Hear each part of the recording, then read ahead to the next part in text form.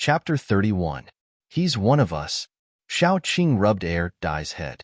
Dai was originally fiercely staring at Yin Hanqing, but after being touched by Xiao Qing, the zombie's eyes softened. But he looked a little depressed. Yin Hanqing glanced at Dai and suppressed the doubts in his heart. His intuition was very accurate, and it had saved him many times. Just now, his intuition told him that the young man in front of him, who was dressed in female clothes and looked pale as if he had been sick for a long time, was very dangerous.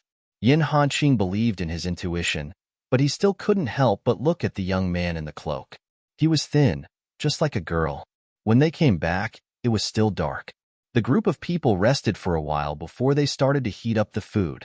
As soon as they started to heat up the food, Xiao Qing's heart suddenly jumped. Oh no, she forgot that dummy was also a zombie and didn't need to eat. The digestive system of zombies was probably completely different from that of human beings. Human beings would feel nauseous when they ate raw meat, while zombies would also feel nauseous when they ate cooked food. If Dai didn't eat, he would probably be discovered by others. If Dai ate, he had to overcome his natural instincts. Xiao Qing was in a mess. The food was already heated up, and Gu Panpan enthusiastically handed some to Dai. She was very considerate of Xiao Qing's cousin. Then Dai began to eat the food obediently. Xiao Qing's maternal instinct immediately flared up, and her Dai was so obedient. Dai quickly finished a piece of food, and then when Gu Panpan handed him more, he waved his hand and didn't want it. Gu Panpan couldn't help but say, "Why did you eat so little? You eat even less than a girl. You need to eat more to get better." Dai just stared at her blankly. Because of the stiff muscles on his white face, there was no expression on his face. He looked very stupefied. However, this was a world that looked at faces. Dai had good facial features, so his stupefied expression looked more adorable. Xiao Qing didn't want Dai to suffer more. She quickly pulled Gu Panpan and said, "His stomach is not good. He will vomit if he eats too much. That's why he has been so thin." So pitiful. Gu Panpan looked at Dai lovingly. Dai couldn't help but shrink back. Dai had been living among the zombies for a long time, and it was the first time he came into contact with a living person other than Xiao Qing. Although it was only for a few minutes, Dai still had the urge to leave. Passionate humans are so scary, sob sob. If it weren't for Xiao Qing, Dai would have already run into the zombies. After breakfast, everyone packed up and prepared to leave. During this time, Xiao Qing dragged Dai to the back of the house. The two of them vomited for a long time. They vomited out what they had eaten. This was one of the sorrows of zombies. They couldn't digest normal food, unlike little Baozi, who could eat a small amount of highly nutritious food without any additives. Even when they ate, they only chewed mechanically. They couldn't taste anything. It was a tragedy. After leaving the house, they found that most of the zombies had dispersed. There were only a few zombies wandering around the off-road vehicle. Since Dai came, Xiao Qing let Dai hug little Baozi and be a clean wallflower in the car.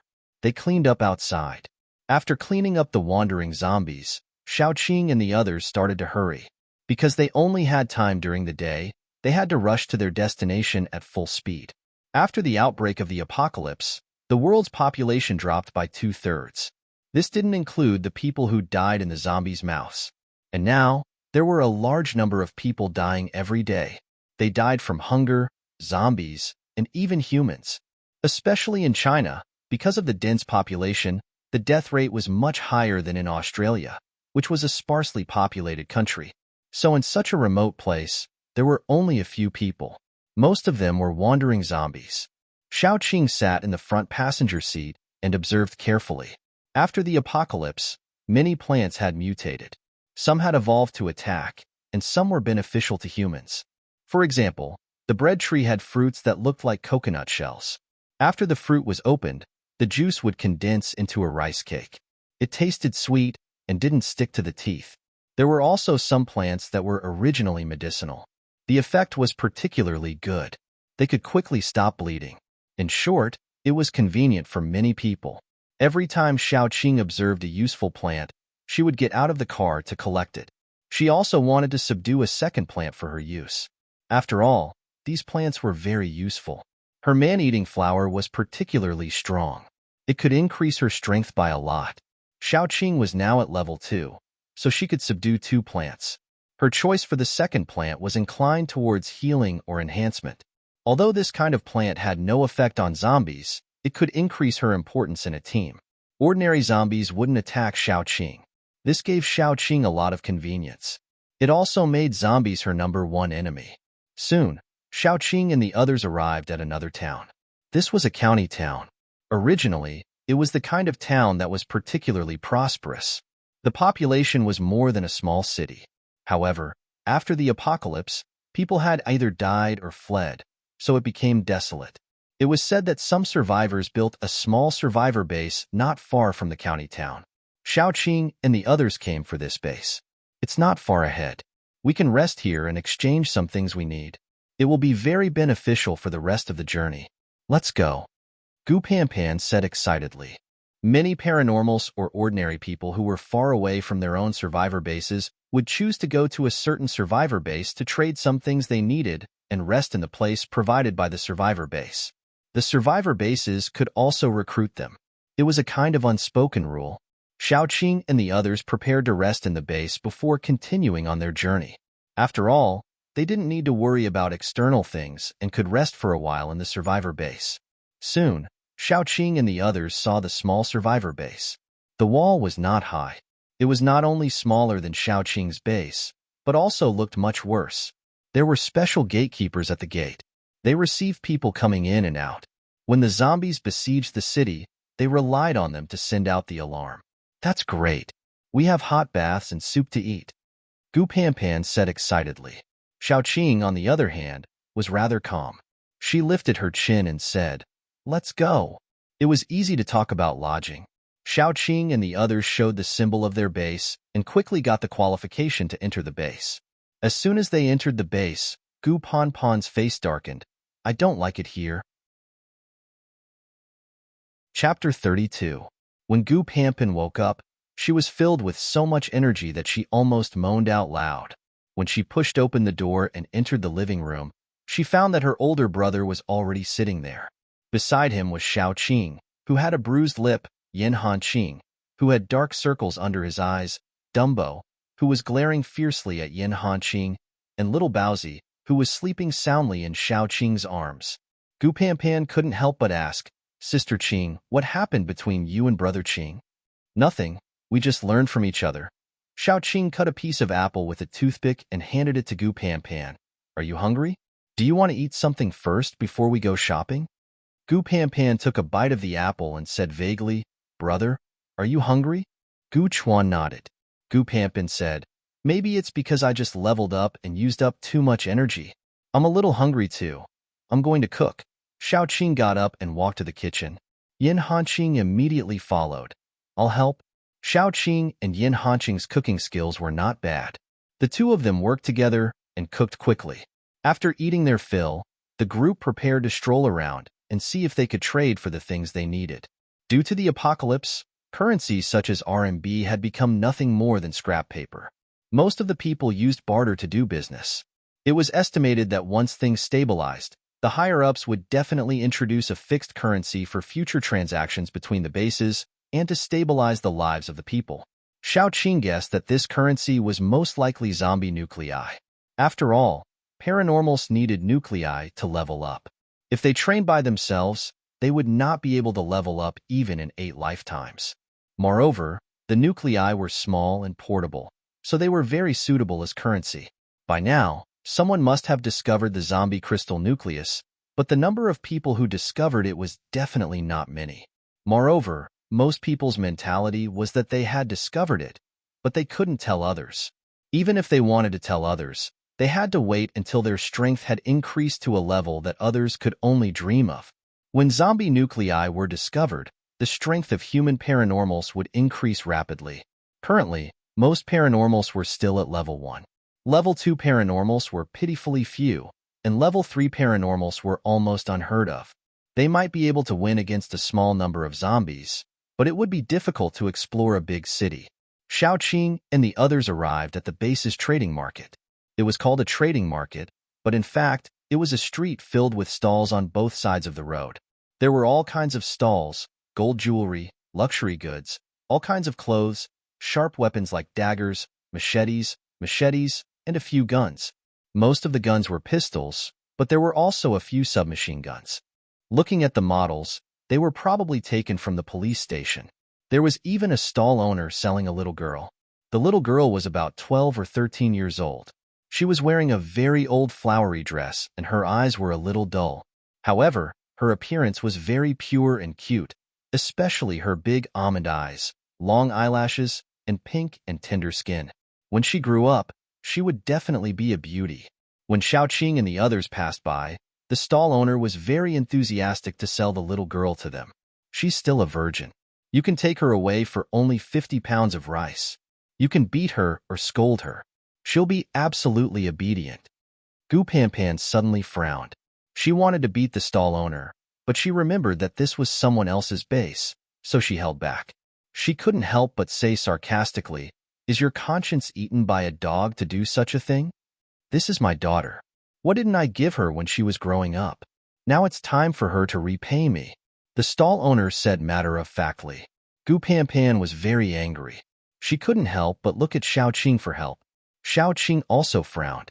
50 pounds of rice was nothing to her, but the key was what would happen after she bought the little girl.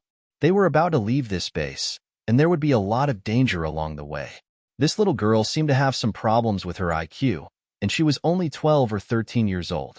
Bringing her along would be like bringing a big burden. She had teammates now, so she had to think for them.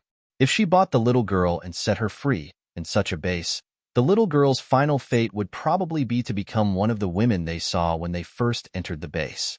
She would be even worse. After all, she had no ability to protect herself. Gu Panpan also understood this. She hesitated, looking at Xiaoqing and Gu Chuan pitifully. She was only 23 years old. She was young and emotional. If she saw this little girl being sold and abused, she would definitely be traumatized. Xiaoqing also didn't know what to do. Just as they were hesitating, a balding middle-aged man walked over. His eyes were obscene and lewd. When he glanced at Xiaoqing and Gu Panpan, it was as if he could see through their clothes and see their private parts.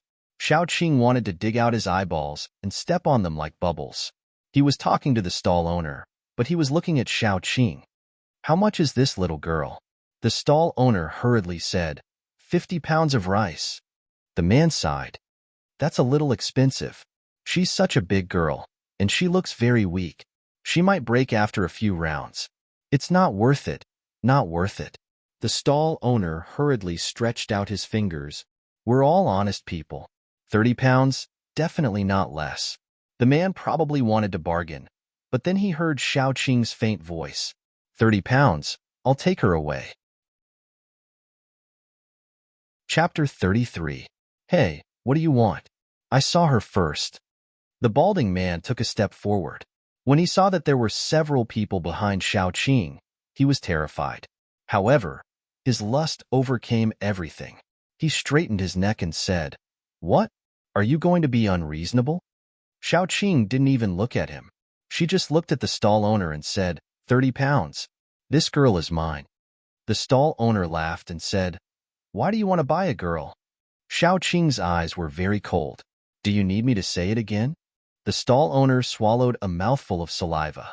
He had seen many powerful superpowered people and had also met the higher-ups of the base, but he had never seen anyone like Xiaoqing.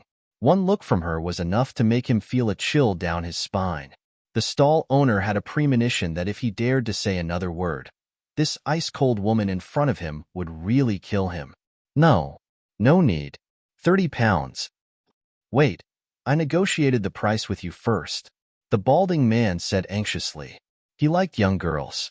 The younger they were, the more excited he was. Before the apocalypse, although he liked young girls, he could only secretly fantasize because of the law. He didn't dare to do anything. At most, he would call some underage girls. At the end of the world, the law had become a pile of waste paper. Especially when he had a supernatural ability, some of the things that he didn't dare to do had been satisfied, which made him overflow with excitement. What he liked to do the most was to buy or force young girls who looked like what he wanted to satisfy his unspeakable fetish. This girl was simply the best. She suited his taste too well. Asking him to give up was like cutting off his flesh. Xiaoqing and the others were going to trade, so they brought a lot of things, including food. Xiaoqing took the food and gave it to the stall owner. Then, she took the girl's hand and said, "We're even?" "Stop. I saw her first." The Mediterranean man was both anxious and angry. He was anxious because Xiaoqing intervened and took the girl away. He was angry because Xiaoqing ignored him the whole time. Xiaoqing didn't say anything. It was Gu Panpan who made a move. She used her special ability in an instant and possessed King Kong Barbie. Xiaoqing could clearly see that Gu Panpan's shirt was almost torn apart. The shape of his muscles was clearly outlined on his tight clothes. It was simply so strange that it made people speechless. Gu Panpan's fist landed on the defenseless Mediterranean man's head, causing him to fall backwards. Blood flowed out of his nose. Gu Panpan then grabbed one of his legs and threw him to the ground, causing him to fall apart. When he was about to faint, Gu Panpan stretched his neck and returned to his normal size. "Motherfucker, I've been wanting to do it for a long time. What the hell is this? Let's go." Xiaoqing held the little girl's hand.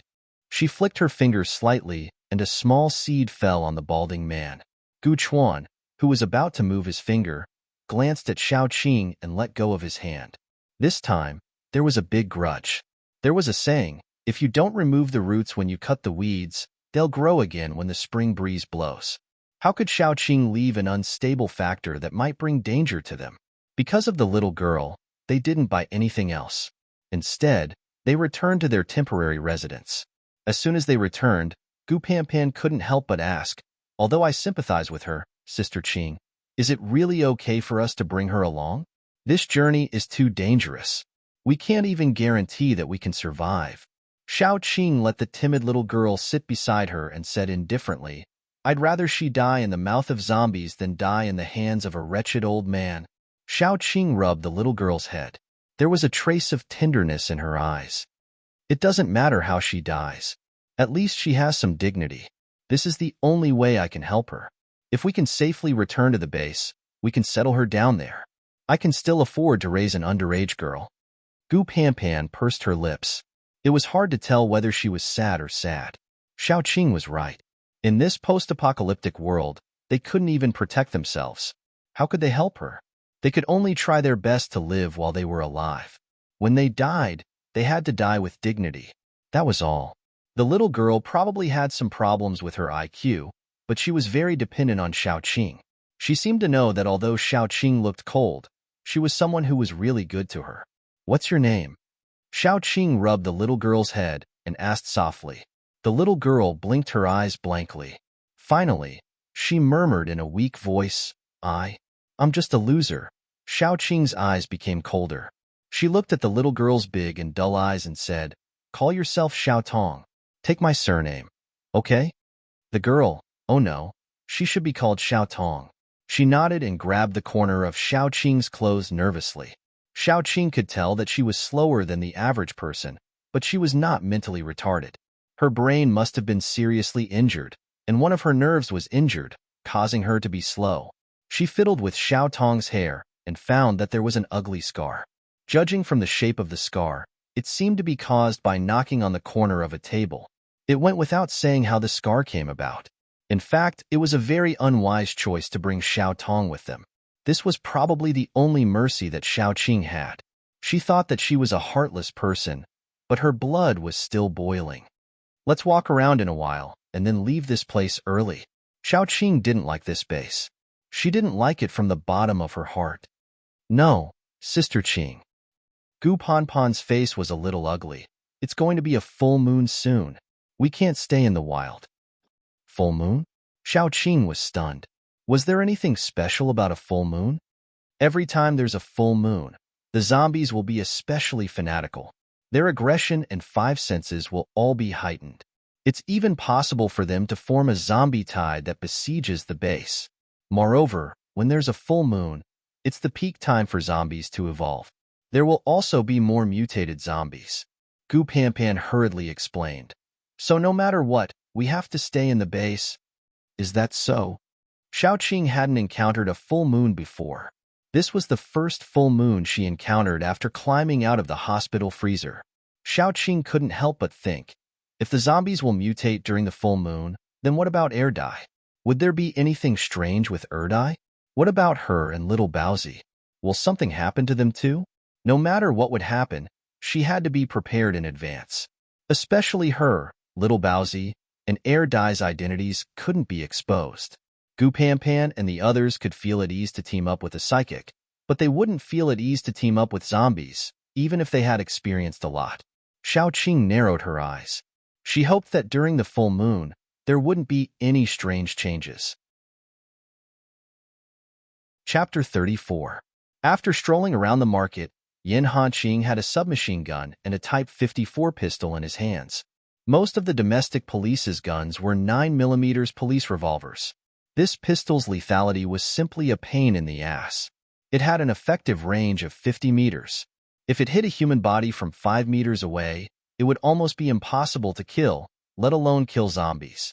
Compared to the Type 54, 9mm was simply a handgun of a rich family. Yin Hanqing searched around and found a Type 54 pistol in a pile of 9mm guns. In fact, Yin Hanqing was very dissatisfied. He was used to the powerful M500. Turning around and using a Type 54 pistol, he was really not used to it. However, in this kind of environment, to have a gun to defend himself was already very good for him who had no abilities. In addition, Yin Hanqing and Gu Panpan each found a field knife. Gu Chuan also exchanged for a folding knife. The biggest gain was probably Xiaoqing. She traded for a mad dog.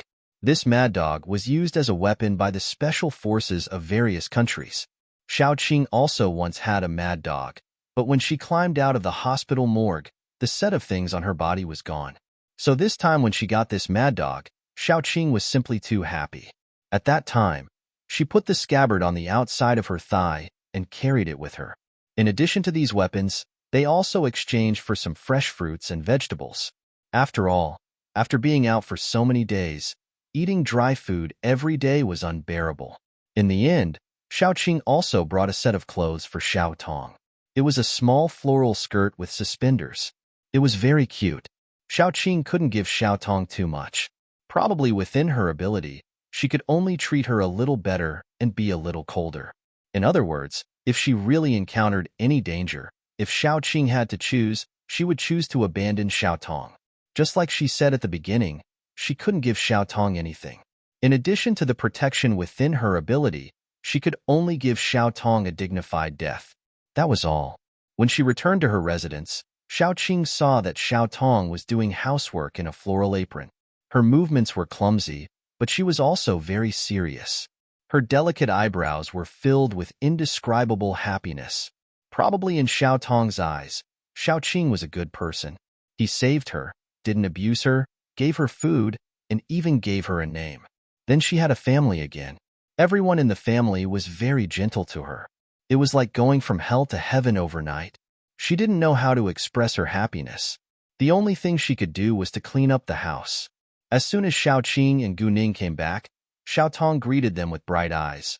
But she seldom communicated with others, so she blushed and didn't say a word. Ah Tong is so obedient. Xiaoqing touched Xiao Tong's head and took Xiao Tong to the place where she lived. When she took out the small floral dress, Xiao Tong's bright eyes were even more burning. Every girl would dream of being a princess. Even a tomboy would probably have yearned for small floral patterns and tutu dresses. As for Xiao Tong, the best clothes she had ever worn since she was young were made from her mother's old dresses. She had also yearned for new clothes, but all she got in return was scolding and beating. Is it suitable to wear it? Xiaoqing unfolded the dress.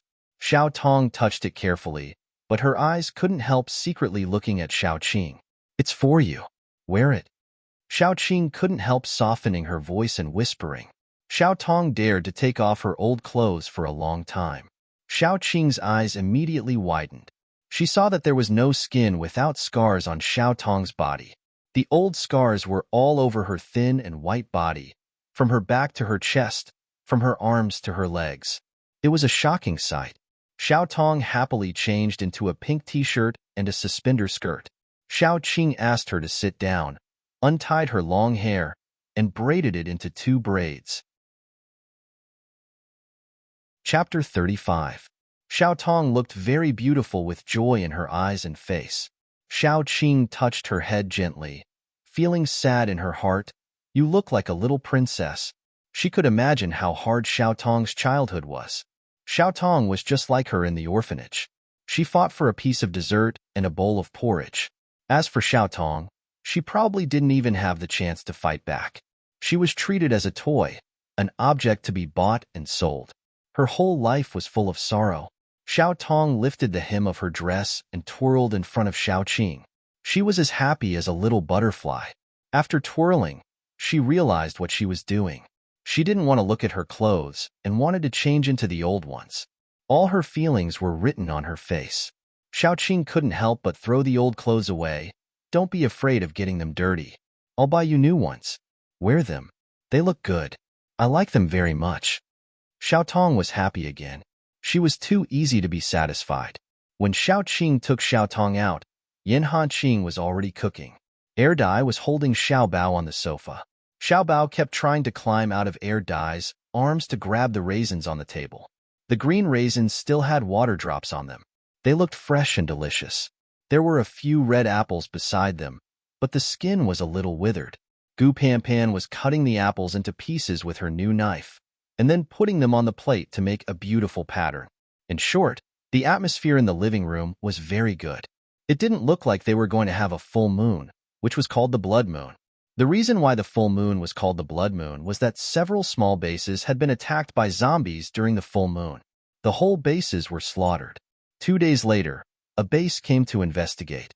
They found that in the base, apart from zombies, there were only corpses with broken limbs and bones left.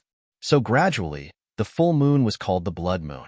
The base that Xiao Qing and the others were currently in was not considered a large base. The entire base only had about 1,000 people, which was about the size of a medium-sized village.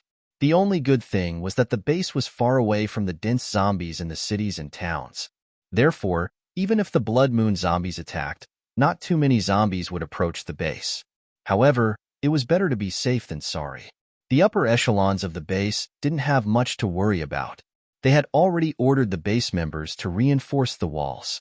When Xiao Qing and the others returned from shopping, they saw many members of the base carrying barbed wire fences. They had added another line of defense outside the base. Yin Hanqing made 4 dishes and a soup.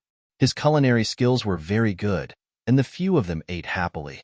After the meal, the group ate fruits and chatted while waiting for the arrival of the blood moon. The sky was gloomy both during the day and at night. When the round moon rose, its edges seemed to be dyed red by the strange color of the haze. No wonder it was called the blood moon. The howling of zombies was faintly heard from afar. Xiao Qing sat on the sofa with the little bun between her legs. When the moon rose, Xiao Qing felt that the blood in her body was boiling. However, it was not boiling too much. It was still tolerable. The little bun was rubbing against her legs. It seemed that he was also affected. Air Dai was the one who was affected the most. He lowered his head and curled into a ball on the sofa. He was very silent. Occasionally, his back would tremble slightly. Xiao Qing looked at the time. It was only 9 o'clock in the evening. She could not help but say, Air Dai is not feeling well. I will take him back to his room. Remember to call me if you need anything. She carried the little bun on her back and carried Air Dai in a princess carry. Xiao Tong wanted to follow, but Gu Pan stopped her. Gu Pan stuffed a piece of apple into Xiao Tong's hand. She did not want Xiao Tong to disturb Xiao Qing. When Xiao Qing carried Air Dai, she saw Air Dai hiding in the cloak. His face became paler, and his dark eyes seemed to be dyed red by the blood moon. Air Dai curled up in Xiao Qing's arms.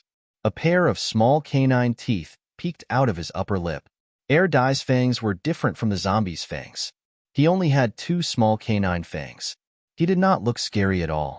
Instead, he looked cute. After Xiao Qing brought Air Dai into the room, Air Dai seemed to be relieved. He could not help but squeeze himself into Xiao Qing's arms again. His skin already had a strange temperature.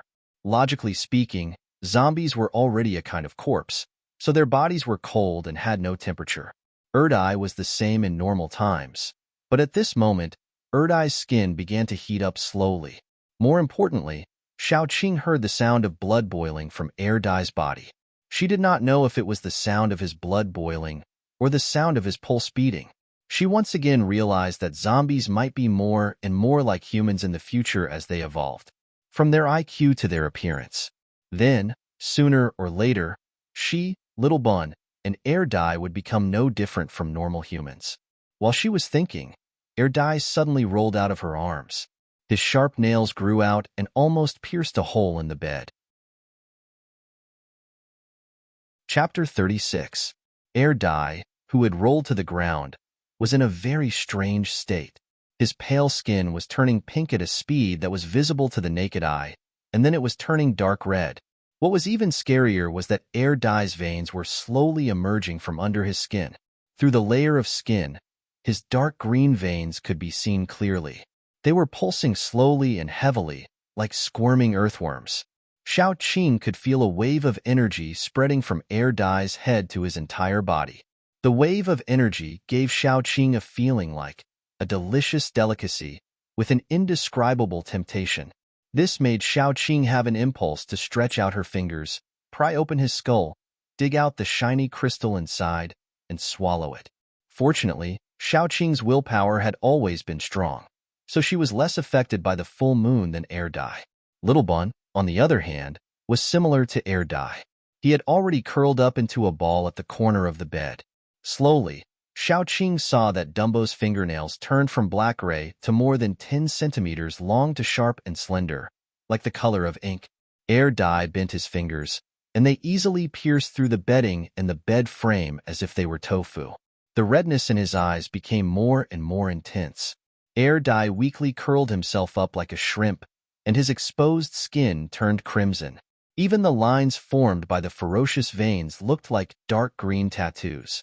Combined with Erdai's loose clothes due to his constant struggle, he looked very sexy. Xiaoqing patted her own head. She was probably stupid from the fever. How could she find a zombie sexy? She even had the urge to bite Erdai's neck. After about an hour, Erdai stopped for a short while.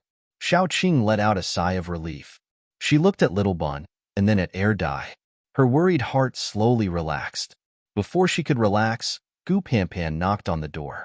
Sister Qing, the zombies are attacking the city. Xiaoqing frowned. She touched Erdai's hair and whispered, "Help me look after my son. I'll be back soon." Then, Xiaoqing pulled the door open and left. She didn't know that the moment she left, Erdai fell into a frenzy. Little Bun was even more frenzied. Although Little Baozi had always appeared to be smarter than other children, he was still an immature Little Baozi. In terms of self-restraint, he could not compare to Erdai. The biggest reason for the zombie riot was actually for flesh and blood. Erdai was different, but it was still a zombie. Little Bun was also half human and half zombie. Therefore, when it came to the full moon, the two of them began to be occupied by primitive desires. The full moon was also the time when zombies were most likely to evolve. Therefore, after the full moon, the search teams would often find that the zombie's strength had increased again. Little Baozi had completely shrunk himself into a ball. His zombie eye was already a dim red. His other ordinary eye was also bloodshot. He needed fresh meat. He craved fresh meat. When it was close to midnight, the full moon hung in the sky. This was the time when the full moon had the greatest effect on zombies. Little Baozi was already rolling around on the bed. At this moment, footsteps came from outside the door. It seemed that the person outside the door heard the movement inside the room. He tried to open the door, but found that the door was locked from the inside. Soon, a fire inexplicably ignited and burned the door to ashes. Balding walked in with a wretched face. He had a wretched smile on his face. At first glance, he saw Erdai, who was facing the wall. Erdai's clothes were unbelievably loose. Her round shoulders were as red as the sunset. They were exposed to the air and looked very seductive. Balding wanted to take advantage of the chaos to find Xiaotong. Now that all the superpowered people were fighting against the zombies, and Xiaotong had no superpower and was a weak girl, Xiaoqing and the others would definitely not take Xiaotong with them. Balding had calculated this, so he secretly came here. Unexpectedly, he didn't find Xiao Tong, but found an excellent one. His balding palm slowly rested on Dummy's shoulder. Dummy's hot skin ironed his palm, which felt extraordinarily good. However, before Balding could do anything, the person in front of him suddenly turned over and pressed him under her body. The person in front of him had dark red eyes, sharp fangs, and long and sharp nails. Although the person in front of him didn't have a rotten face, Balding still recognized her at first glance. God, a zombie! The excessive fear made his voice break. He never thought that he would run into a zombie when he was just looking for a girl. It was obvious that this zombie was domesticated. Facing this domesticated air dye, Balding was scared silly. He reached out his hand to push air dye away, but air dye held his wrist with her claws. Her sharp nails directly pierced his wrist. Blood gushed out. The sweet smell made air dye even more jealous. Even little Bowsy, who was in the corner, followed the smell and crawled out. Balding thought, I'll gather too. I'ma die. Chapter 37. The red-eyed little bun pounced onto the Mediterranean man's body at lightning speed. It had to be said that little bun was really cute. He was white and tender, with long eyelashes and big eyes. If it weren't for the color of his eyes being as red as blood, he would definitely be able to make all the girls, from little girls to old grannies, burst with maternal love. However, his eyes were red and his nails were sharp. Even when he looked at the Mediterranean man, there was a clear coldness in his eyes. The Mediterranean man was still howling because of the wound on his wrist, but now he was silenced. He opened his eyes wide and looked at Little Bun in fear. When he subconsciously wanted to use his ability, Little Bun had already opened his mouth and moved closer to the Mediterranean man's throat. With one bite, he would be able to break the Mediterranean man's throat and let warm and sweet blood spurt out from his broken throat. Air Dye quickly grabbed Little Bun and tore him off from the Mediterranean man's body.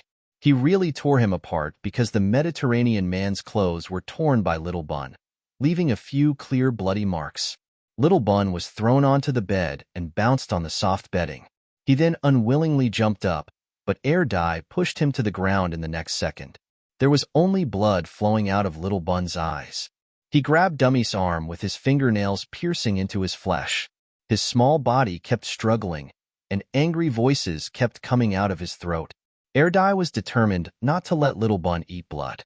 As a zombie, he knew better than anyone that a zombie like Little Bun who had never bitten a human would become like a drug addict after eating blood. He couldn't stop.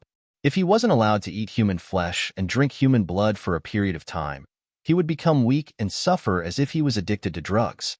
Xiao Qing had told him to look after Little Bun, so he wouldn't let Little Bun truly become depraved. While Air Dye was suppressing Little Bun, the Mediterranean man staggered up from the ground. He was already scared out of his wits. He didn't want to take advantage of the chaos to deal with Air Dye and Little Bun, so he ran away. Air Dye roared helplessly. He wanted to kill the Mediterranean man, but he couldn't let go of Little Bun. If the Mediterranean man left, his and Little Bun's identities would be exposed. It wouldn't be good for Xiao Qing. While Air Dye was at a loss of what to do, the Mediterranean man suddenly shrieked. From Air Dye's perspective, a bump suddenly appeared on the Mediterranean man's chest. In less than 2 seconds, the bump broke and vines crawled out of the wound. The vines were stained with blood and pieces of internal organs.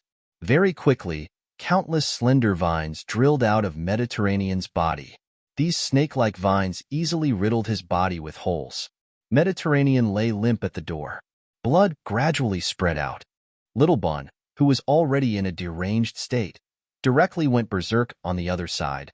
Xiao Qing had already arrived at the fence. Through the fence, she could see the densely packed zombies outside the layers of barbed wire. They were relentlessly ramming against the barbed wire. Some parts of the fence were already damaged.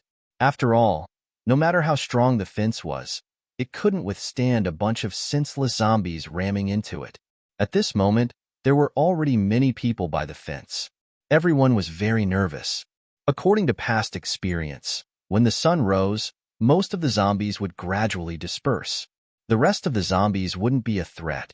Therefore, as long as they could guard the fence for the night, everything would be fine. However, there were too many zombies outside. Even the group of superpowered people who had experienced hundreds of battles felt numb when they saw this scene. There were several people beside Xiaoqing and the others. Their fingers were trembling as they nodded. Xiaoqing carefully observed the group of ugly zombies outside. Obviously, she found some evolved zombies in the crowd. Evolved zombies were much more powerful than ordinary zombies. Xiaoqing observed that there were definitely a lot of evolved zombies outside, and some of them were very unique. Generally speaking, the most difficult zombies to deal with were not those who looked strong, but children. Children had weak bodies, and generally, they were the first to become zombies after the apocalypse. However, children's bodies evolved the fastest, just like the baby zombie she saw last time. Xiaoqing saw a lot of zombies in the crowd outside. They didn't look easy to deal with. Her worry gradually spread in her heart. The first wave of zombies weren't superpowered people, but ordinary people. Each of them had a gun. After climbing up the wall, they began to shoot. Although it was said that zombies would only die if they were shot in the head, they couldn't stand the fact that they had a lot of bullets. They didn't need to shoot directly. They killed as many zombies as they could. After the first round, Xiaoqing saw that a lot of zombies had fallen outside. Obviously, a large group of zombies had been cleared. However, compared with the total number, this large group was incomparable. Reload. After the order was given, the group of people quickly reloaded the bullets and fired at the outside again. Chapter 38. After 5 rounds of bullets, the ordinary people came down from the top of the wall. At that moment, nearly 1/3 of the zombies outside had been killed. It was a really good result, but the price should be all the bullets of the whole base. Xiaoqing found that several zombies had been secretly eating the crystals left by their own kind. Every time a zombie was killed, they would secretly eat the crystals. Xiaoqing was a little anxious. Those crystals should be enough for her to level up, right? Although she was anxious, Xiaoqing still had a sense of propriety. She only planned to sneak out in the middle of the night to collect some crystals without being discovered. Then, a paranormal from the base came to inform Xiaoqing and the others. All the paranormals were divided into 5 teams, and each team would take turns to patrol for 2 hours. They were responsible for eliminating the zombies near the wall. Xiaoqing and the others were assigned to patrol between 12 and 2 o'clock in the middle of the night. People were relatively sleepy at that time, so it should be safer for Xiaoqing to do something. Xiaoqing calculated for a moment, then looked at the zombies outside with sparkling eyes. The paranormals in the base warned the teams one by one to be careful of those mutant zombies. After that, only one team stayed, and the others went to rest. The base set up a circle of tents near the wall for them to rest, and in case something happened, they could go over and help at any time. When they went to rest, the team leader kept cheering them on. Just get through tonight, and everything will be fine at dawn. Xiaoqing and the others huddled in the tent, discussing in low voices. We'll see what happens in the second half of the night. If we have a chance, we'll collect some crystals. Although ordinary zombie crystals are not very effective for us, there are too many crystals outside. Xiaoqing calculated carefully. If they could get some crystals, their strength would be greatly improved. There was a gap between 2 level 2 paranormals. It was like 1 was within 10, and 9 was within 10. However, the gap between 9 and 1 was already overwhelming. They didn't talk. After all, it was not easy to get food from a bunch of zombies. Xiaoqing lied naturally. I have a special ability that can make zombies think that I'm their companion for a short time, then I won't be attacked.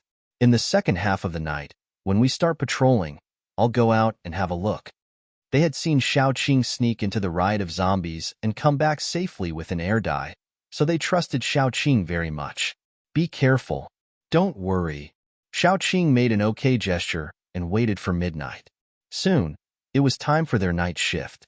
In order to solve the problem that year, they were not separated. Instead, they were organized into a group. They stood in a corner and watched the wandering zombies outside the wall. Once a zombie approached, Yin Hanqing would act as a bait and lure it. Then, Gu Chuan would freeze the zombie's legs, Xiaoqing would tie the zombie up, and Gu Panpan would rush forward with a knife to cut the zombie's head open and take away the crystal. The zombie's body was mercilessly abandoned. When it was almost 1 o'clock, they found that no one was approaching. Xiaoqing jumped over the wall and rode on the top of the wall. Xiaoqing chose a place with a lot of zombie corpses to land. After looking around, she began to look for the crystal. The more she looked, the more she found that these zombies were getting smarter. Because many of the corpses on the ground had their heads hollowed out, and the crystal in their heads had been taken away. Just as she thought, humans were evolving, zombies were also evolving, and the speed of evolution was very fast. Whether it was strength, speed, or intelligence, they were all the same. If they continued to evolve, maybe one day, zombies would be able to wear suits and sneak into the crowd and choose delicious humans to eat. When that time comes, they could only rely on guessing to distinguish between humans and zombies. After Xiaoqing came down, she began to collect the crystal while observing. Of course, she observed the mutated zombies hidden in the zombie crowd. There was a female zombie. She didn't know where she found a flower and put it on her head. It was crooked, and together with her highly rotten face and body, it looked particularly scary. There was also a little lowly zombie that was only about 1.34 meters tall. The degree of decomposition was relatively light, and it looked quite cute. It was closer to the skin color of a normal person. Xiaoqing calmly looked at the lowly zombie. She was ready to observe if it was a special existence like her and die. Then she saw the zombie bare its teeth and fiercely stare at Xiaoqing. After all, Xiaoqing's main task was to collect the crystal. She decided not to waste any more time. When she lowered her head to collect the crystal, the lowly zombie suddenly screamed with a sharp voice, as if to warn Xiaoqing that this was her territory. Chapter 39. Xiaoqing had just taken out a crystal when the little lowly zombie suddenly rushed over. Its speed was so fast that Xiaoqing didn't even have time to prepare before it was already in front of her. However, Xiaoqing's movements were very fast. She kicked the corpse in front of her and directly smashed it on the little lowly zombie. The corpse was instantly torn apart, but it also blocked the little lowly zombie for a moment, giving Xiaoqing time to react. When the little lowly zombie rushed in front of Xiaoqing like an arrow, Xiaoqing had already used one foot to support her momentum and rushed forward. She used her elbow as the tip and collided with the little lowly zombie. The little lowly zombie immediately flew out as if it was hit by a train. It mercilessly hit a tree, and one could clearly hear the sound of bones breaking. However, Xiaoqing only took one step back. Her expression was very indifferent as she stepped forward. Before the little lowly zombie could get up, she grabbed its neck with one hand, clenched her other hand into a fist, and fiercely smashed it down. When the first punch landed, the little lowly zombie's head jerked back, and its neck snapped. Even so, it still opened its mouth and tried to use its fangs to bite Xiaoqing. Xiaoqing expressionlessly pressed down on its neck. Even if the little lowly zombie's nails made 5 bloody holes in her shoulder, she didn't let go. She smashed the little lowly zombie's head into a pile of meat paste. Picking up the crystal in the meat paste, Xiaoqing glanced around. Those restless mutated zombies quietly retreated. She could easily kill the little lowly zombie because the little lowly zombie's mutation was speed, so it was easier to deal with. If those mutated zombies swarmed her, she could only run away and die. After putting away the crystal, Xiaoqing collected some zombie crystals nearby, then returned to the base. After returning, Xiaoqing said to the others seriously, "I think something is wrong. If anything happens, remember to run away immediately. Don't stay for too long." What happened? Yin Hanqing's voice was a little hoarse. His gaze fell on Xiaoqing's shoulder, where her clothes were torn, revealing a few bloody holes in her fair skin. There are a lot of mutated zombies outside, and they are very aggressive. I carefully observed them and found that the zombies are very orderly, as if they are organized. My intuition is that tonight will not end so easily, so everyone should be careful. Xiaoqing whispered, "Big Sister Qing is right. No matter what happens, we have to be prepared." Gu Panpan nodded. She had already begun to look around for a suitable escape route. Xiaoqing continued, "Once something happens, we will immediately return and leave with Dai and the others." Gu Panpan nodded, but before she could speak, she suddenly heard a scream piercing through the sky. What happened? Gu Panpan immediately activated her ability and looked in the direction of the scream. Not far away, a patrol team suddenly became chaotic. A monkey-like creature pushed a person to the ground, and suddenly flesh and blood splattered everywhere. It's a zombie. How did it get in? Gu Panpan clenched the military knife in her hand and said nervously, "It should be a special ability." Xiaoqing also pulled out her military knife and vigilantly looked outside the wall. As she expected, several large, hairy, and moldy giant zombies rushed towards the first layer of barbed wire. The barbed wire that blocked countless zombies was easily smashed like a bubble. Then, the second layer of protection, the third layer. In just a few seconds, the strange-looking giant zombie rushed to the front of the wall. The wall, which was specially built to resist the zombies, was as fragile as paper. The moment the wall collapsed, Xiaoqing heard a different howl. Then, the group of zombies that were wandering aimlessly rushed over, as if they had heard some order. Xiaoqing said nothing and began to retreat with her teammates. They did not even prepare to resist, because Xiaoqing was very clear that the base was finished. When they quietly retreated, the whole base sounded the alarm. The ability users, who were originally light sleepers, and the ordinary people who had some fighting power, all took out their weapons and ran out. But as soon as they came out, they were stunned. The wall, which was as solid as the Great Wall in their eyes, had several gaps, and the zombies rushed in. They were a little desperate, especially the ordinary people. Ability users were not infected, but the ordinary people, as long as they were scratched or bitten by the zombies, they would be finished. Xiaoqing and Yin Hanqing had quickly returned to their place. As soon as they got back, they smelled the strong smell of blood. Xiaoqing's face changed quickly, and she kicked the door open. She saw the bald man lying in front of the door. Blood spread out under his body, dyeing the floor dark red. Air Dai was curled up on the bed, holding Little Bun in his arms. Hearing the sound, Air Dai raised his head, as if he was relieved. There were several wounds on his cheeks, probably caused by Little Bun. Pan, go get Xiao Tong. Let's go. Xiaoqing did not have time to ask any more questions. She grabbed Air Dai, hugged Little Bun, and pulled Air Dai out. They had to leave this base. Chapter 40. Xiaoqing paused and patted Little Bun's head. Why are you suddenly talking about your father? Because everyone has a father. Tong Tong's father wanted to sell her. Little Bun rolled around in Xiaoqing's arms unhappily. Is it because my father doesn't want me? So mommy took me away. No, it's because we don't want him anymore. Xiaoqing hugged Little Bun tighter and said indifferently, Baby, before you ask a question, you have to make an assumption. For example, the question just now, are you handsome? Are you cute? Little Bun stared seriously with his big eyes. I'm cool and cute. That's right. Who would be willing to abandon you?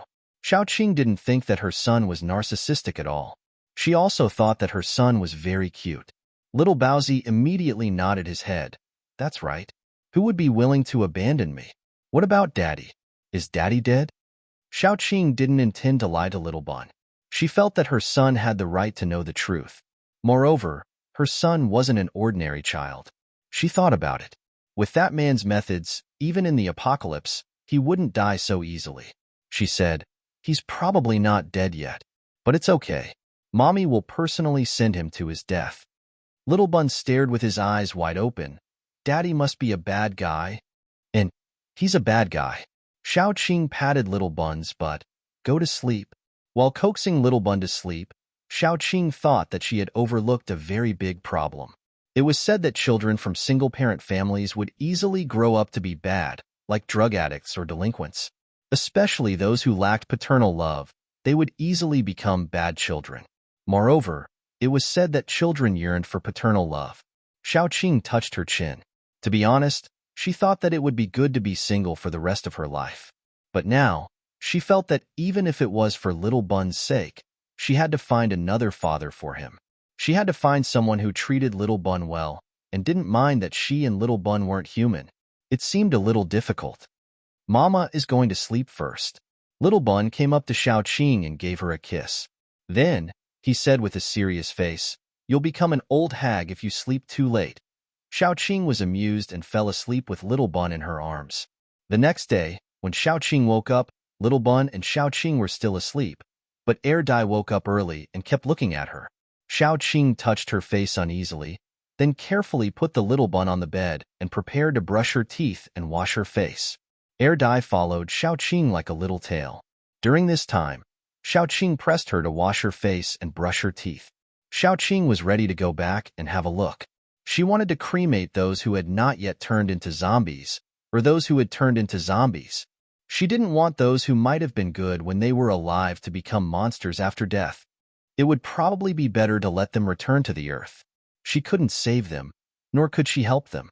The only thing she could do was to release their bodies. Moreover, Yin Hanqing's mother's body was still in the base. After breakfast, the group of people went to the base. They smelled the strong smell of blood from afar. The smell was strong and pungent. There were some scattered zombies wandering around and didn't retreat. They were probably attracted by the smell of blood. Gu Panpan was responsible for clearing the way. Gu Chuan and Yin Hanqing cleaned up the sides. Xiaoqing was responsible for taking her son, and the other two who weren't in a good condition to walk forward. When they reached the gate of the base, everyone couldn't help but stop, because the scene in front of them could only be described with one word: shocking. There were zombies and human corpses everywhere. Oh, no, it should be zombie corpses and human skeletons. Most of the human corpses had been gnawed until only red meat and bones were left, and small pieces of limbs were left, as well as blood all over the ground. Xiaoqing thought that she probably thought too much. There shouldn't be many people in the base who could turn into zombies, because most of them were eaten by those zombies who never knew what it was like to be full. When Xiaoqing and the others walked into the base, they really had a feeling that they had walked into the Azura field. The ones who were more miserable than ordinary people were probably the people with superpowers. People with superpowers couldn't be infected by zombies, so they were bitten to death or eaten while they were still alive. As for ordinary people, because of their strong bodies, even if they died more quickly and less painfully than people with superpowers. When the group of people walked through the residential area, they began to see scattered zombies. Most of those crippled and missing beginner zombies should have been injured and hiding in the house until the zombie poison took effect. In addition to these, the others rarely turned into zombies. Occasionally, there would be a few zombies, but only a part of their body was left, which probably wasn't eaten completely. Xiaoqing found the off-road vehicle that contained Yin Hanqing's mother, and then let Yin Hanqing drive it out first, and then continued to look around with the others. Finally, they confirmed that there was no living person in the base, and then they began to set fire everywhere. Most of the base was made of tents and wooden houses, so it was easy to burn, and the first place to burn was the tin area. Xiaoqing and the others left the base, standing on the high slope outside the base. The whole base, including the broken zombies and the skeletons on the ground, was covered by the raging flames. "Let's go." Xiaoqing glanced around, and then found an axe from the off-road vehicle. She had to cut down the trees near the base, because it was easy to cause a fire. Before they went down, roars suddenly came from the base. Xiaoqing turned around, and saw a man covered in flames running out. He looked very tall, and when he ran out, there was a car on the road, which was directly hit by him and sent flying. Xiaoqing immediately became vigilant. Her intuition told her that this thing was not a human. As soon as the man rushed out of the base, he ran towards Xiaoqing and the others. Gu Panpan stamped her foot, and the whole slope trembled. With the help of this stomp, she jumped out and punched the man in the mouth. The man immediately flew back like a cannonball, rolling on the ground several times, and even the fire on his body was extinguished. So hot, Gu Panpan shook her hand and couldn't help blowing on the back of her hand. Xiaoqing and the others looked at the man who slowly got up. No, he was definitely not a human, because his skin and flesh had been burned black, revealing the bright red color of his flesh. A pair of red eyes, fiercely staring at Xiaoqing and the others. That gaze was like a hungry wolf looking at food. There was saliva dripping from the corner of his mouth. Chapter 41. Xiaoqing felt that it was neither a human nor a monster. It was just a pile of rotten meat that would shatter into pieces with a single punch. However, Gu Ponpon's probing just now had shown that it was not a pile of rotten meat, but a bone that was hard to chew. Moreover, it was a very ugly bone. Xiaoqing watched as the thing got up shakily and stared at them with a fierce gaze. Then, it charged at them at a strange speed. Its speed was so fast that everyone saw it standing there shakily a second ago. In the next second, it had already appeared in front of Xiaoqing. Xiaoqing twirled the military knife in her hand and quickly stabbed it into the thing's stomach. However, it did not seem to feel anything and continued to charge forward. It almost hit Xiaoqing. Yin Hanqing reacted quickly and kicked the thing. Yin Hanqing was very strong, and the thing was kicked backward. Xiaoqing had already pulled out the military knife and stabbed it hard into its throat. At this time, Xiaoqing was sure that it was indeed a monster. Because its throat was stabbed, it still reached out to grab Xiaoqing without feeling anything at all. Gu Panpan quickly took over. Then, it was a one-sided beating. The thing was thrown around by Gu Panpan like a rag sack. Its arms, legs, and the flesh on its body were thrown everywhere. They fell off like snow, revealing the bones that were dyed red. In the end, Gu Panpan swung her hand, and the thing fell to the ground. Gu Panpan clapped her hands and said, "It can't even withstand a single blow." Then, she was horrified to find that the monster that no longer looked like a human slowly got up again. Even when it got up, charred flesh kept falling off its body. There was even a hole in its stomach. Through the hole, she could see a mess of internal organs. As it moved, intestines slowly flowed out. The intestines hung on its stomach like a ball of string, but it did not feel anything. It shook its head and pounced on Gu Panpan. To be honest, Gu Panpan had seen more bloody and disgusting scenes, but this scene was the most unacceptable to her. Gu Panpan could not help but retreat. She did not want to touch the monster at all. Gu Chuan saved her. The icicles were like hidden weapons that kept hitting the monster's body. Then, more flesh fell off. Xiaoqing found that its flesh was like cooked pork ribs. It could easily fall off the bones, but its bones were exceptionally tough. Gu Chuan's icicles did not even leave a mark on its bones. No. Gu Panpan's face suddenly changed. She quickly held her right hand. The back of her right hand swelled up like a steamed bun. Gu Panpan cut it with her knife. Black blood gushed out. "Don't touch it. It's poisonous." Xiaoqing could not help but feel a little scared. After all, she had almost hugged the monster. If she had been hugged tightly, who knew if she would have been poisoned? Xiaoqing felt a headache coming on. She released her little flower.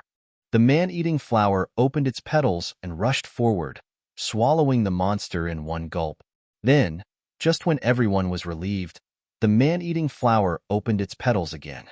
Like a normal person vomiting, it spat out the monster. Its delicate red petals withered. Its huge corolla shook and spat out black-red chunks of flesh. Along with it, it spat out broken stamens.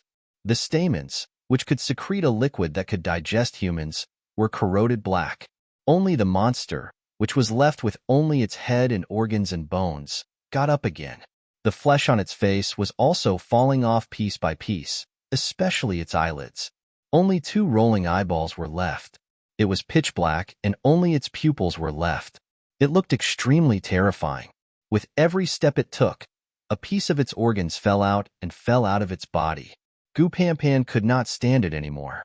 She screamed, "Kill it! God, it's so scary." But they did not know what this thing was. Melee fighters could not touch it, and ranged fighters could not snatch its bones. It was very troublesome. The only good thing was that it did not have any attack power. Just as this thought flashed through Xiaoqing's mind, she saw the ugly monster suddenly open its mouth. A green gas came out of its mouth. The gas spread very quickly. Almost in an instant, it covered everyone. Xiaoqing's vision turned black, and she fell to the ground. Gu Chuan and the others were even worse. Black blood began to flow out of their mouths. Xiaoqing's mind flashed. She instantly understood that this monster was most likely a psychic when it was alive. It was a poison-type psychic. In last night's incident, he did not know what happened to it to become like this. When the monster slowly came closer, Xiaoqing discovered a second terrifying fact. The reason why the flesh on its body fell off so easily was because it wasn't its flesh at all. Those were things that it had taken from the bodies of the living or the dead. Chapter 42.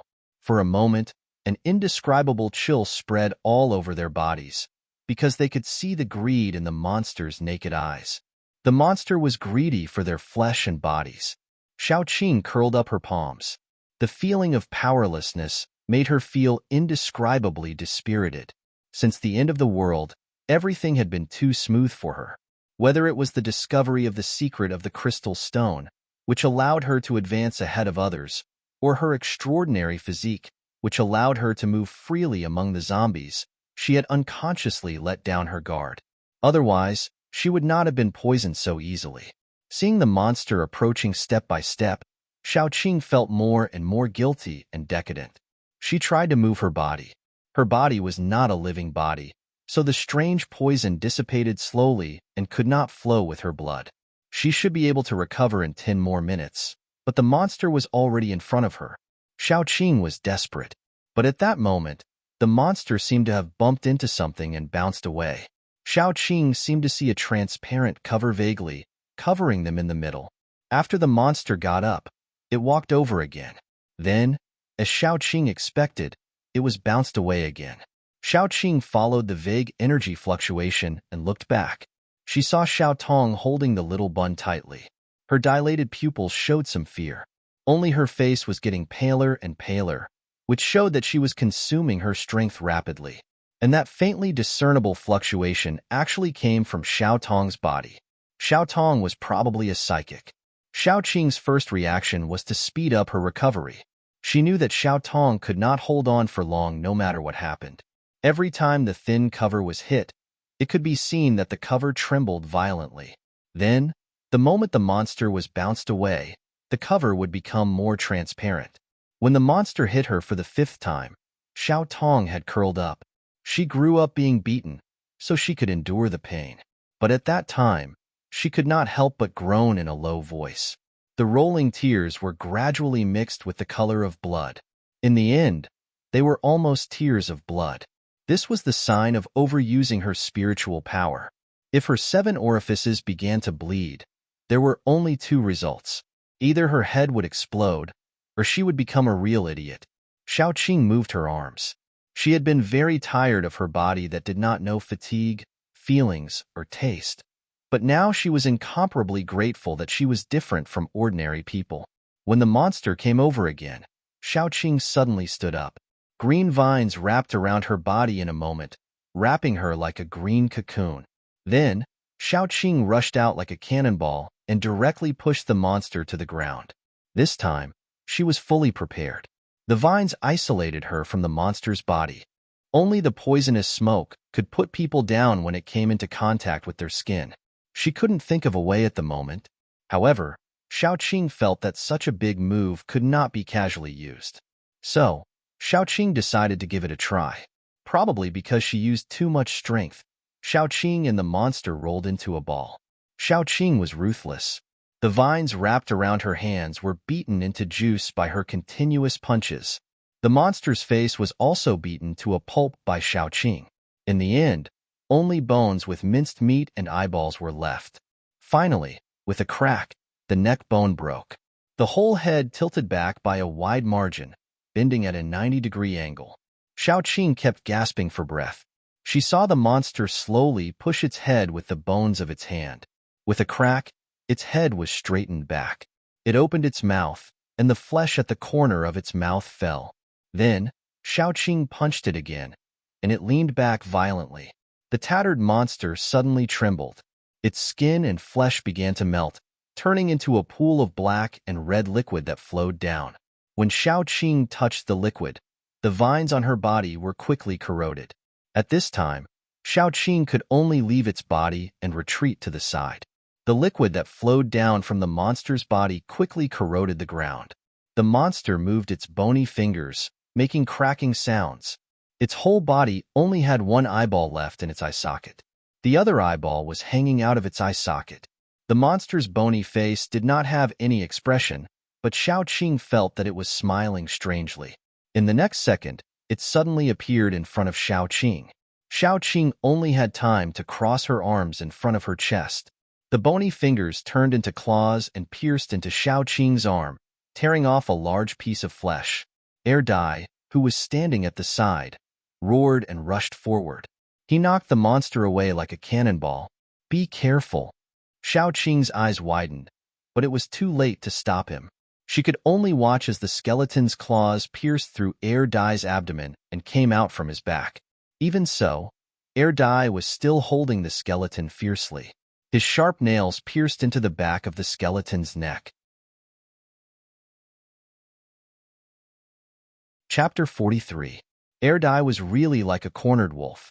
He grabbed the back of the monster's neck and kept hitting the monster's face with his forehead. When the monster tried to pull its hand out of his abdomen, Dai reached out and grabbed its arm, not letting it go. But the monster was too strong. Dai couldn't hold it down. After his abdomen was pierced by the monster's arm, he was easily lifted over the monster's head. Xiaoqing could hear the screeching sound of his fingernails rubbing against the monster's bones. Then Dai's body was thrown out. Even with a big hole in his abdomen and his body almost falling apart, Dai dragged his broken body and desperately crawled towards Xiaoqing. Dai didn't know when he regained his consciousness. He just suddenly woke up one day and found that something was different about him. Then, before he followed his companions to hunt for humans, he met Xiaoqing. Dai's intuition told him that Xiaoqing was his companion. But Xiaoqing was different from all his companions. She looked different from those ugly zombies. Dai couldn't help but follow her. Then he was caught by Xiaoqing. Dai was prepared to be eaten by Xiaoqing. After all, it was normal for zombies to dig out each other's crystals and eat them. But Xiaoqing didn't. She gave him food, crystals, and gave him a name. It made him feel that he had regained something he had lost. At that time, Dai only thought that Xiaoqing was very beautiful. He wanted to follow her forever and protect her. So, even if he died again, it didn't matter. As long as she was well, it was fine. Xiaoqing looked at Dummy, who was crawling over little by little, and then looked at the seemingly indestructible monster. She slowly took out 2 crystal stones from the space. One was of the Thunder system, and the other was of the Earth system. She had never used them. The moment she absorbed the energy from the crystals, the energy in her body would surge. That was her chance. Even if she died or became disabled, Xiaoqing had to do it. She had no other choice. When she joined the army, the instructor asked her why she chose to be a Special Forces soldier. Xiaoqing said it was because she wanted to protect someone. But now, she still wanted to protect those people. But those people were still Little Bun and Dai. But Xiaoqing didn't have time to use the 2 crystals. Someone grabbed the crystals from her palm and swallowed them. This person was none other than Hanqing, who was struggling to crawl over.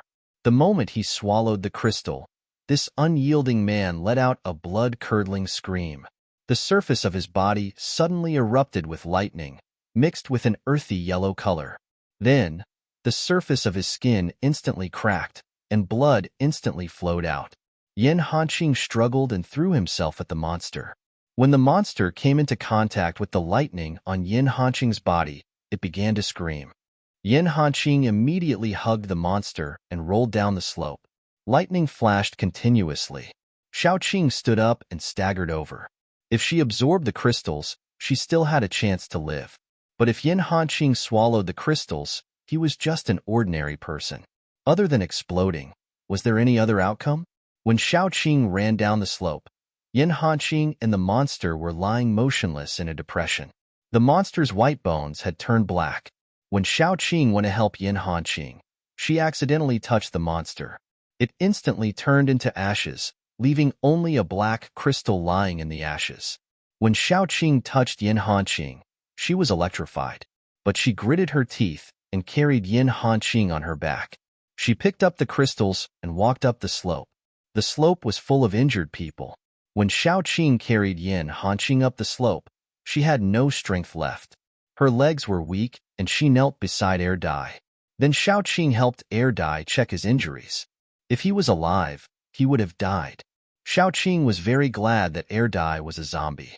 There was a circular hole in his abdomen. Through the hole, She could see the ground behind him. Air Dai looked at Xiaoqing with grievance. Obviously, his situation was not bad. Xiaoqing let out a sigh of relief. But the more serious thing was still to come. Xiaoqing looked at Gu Panpan and Gu Chuan expressionlessly. As you can see, Air Dai is a zombie. I am not a pure human. I was infected with a zombie virus when I was on the verge of death. Then I became like this. I am sorry to hide it from you for so long. Now you can leave.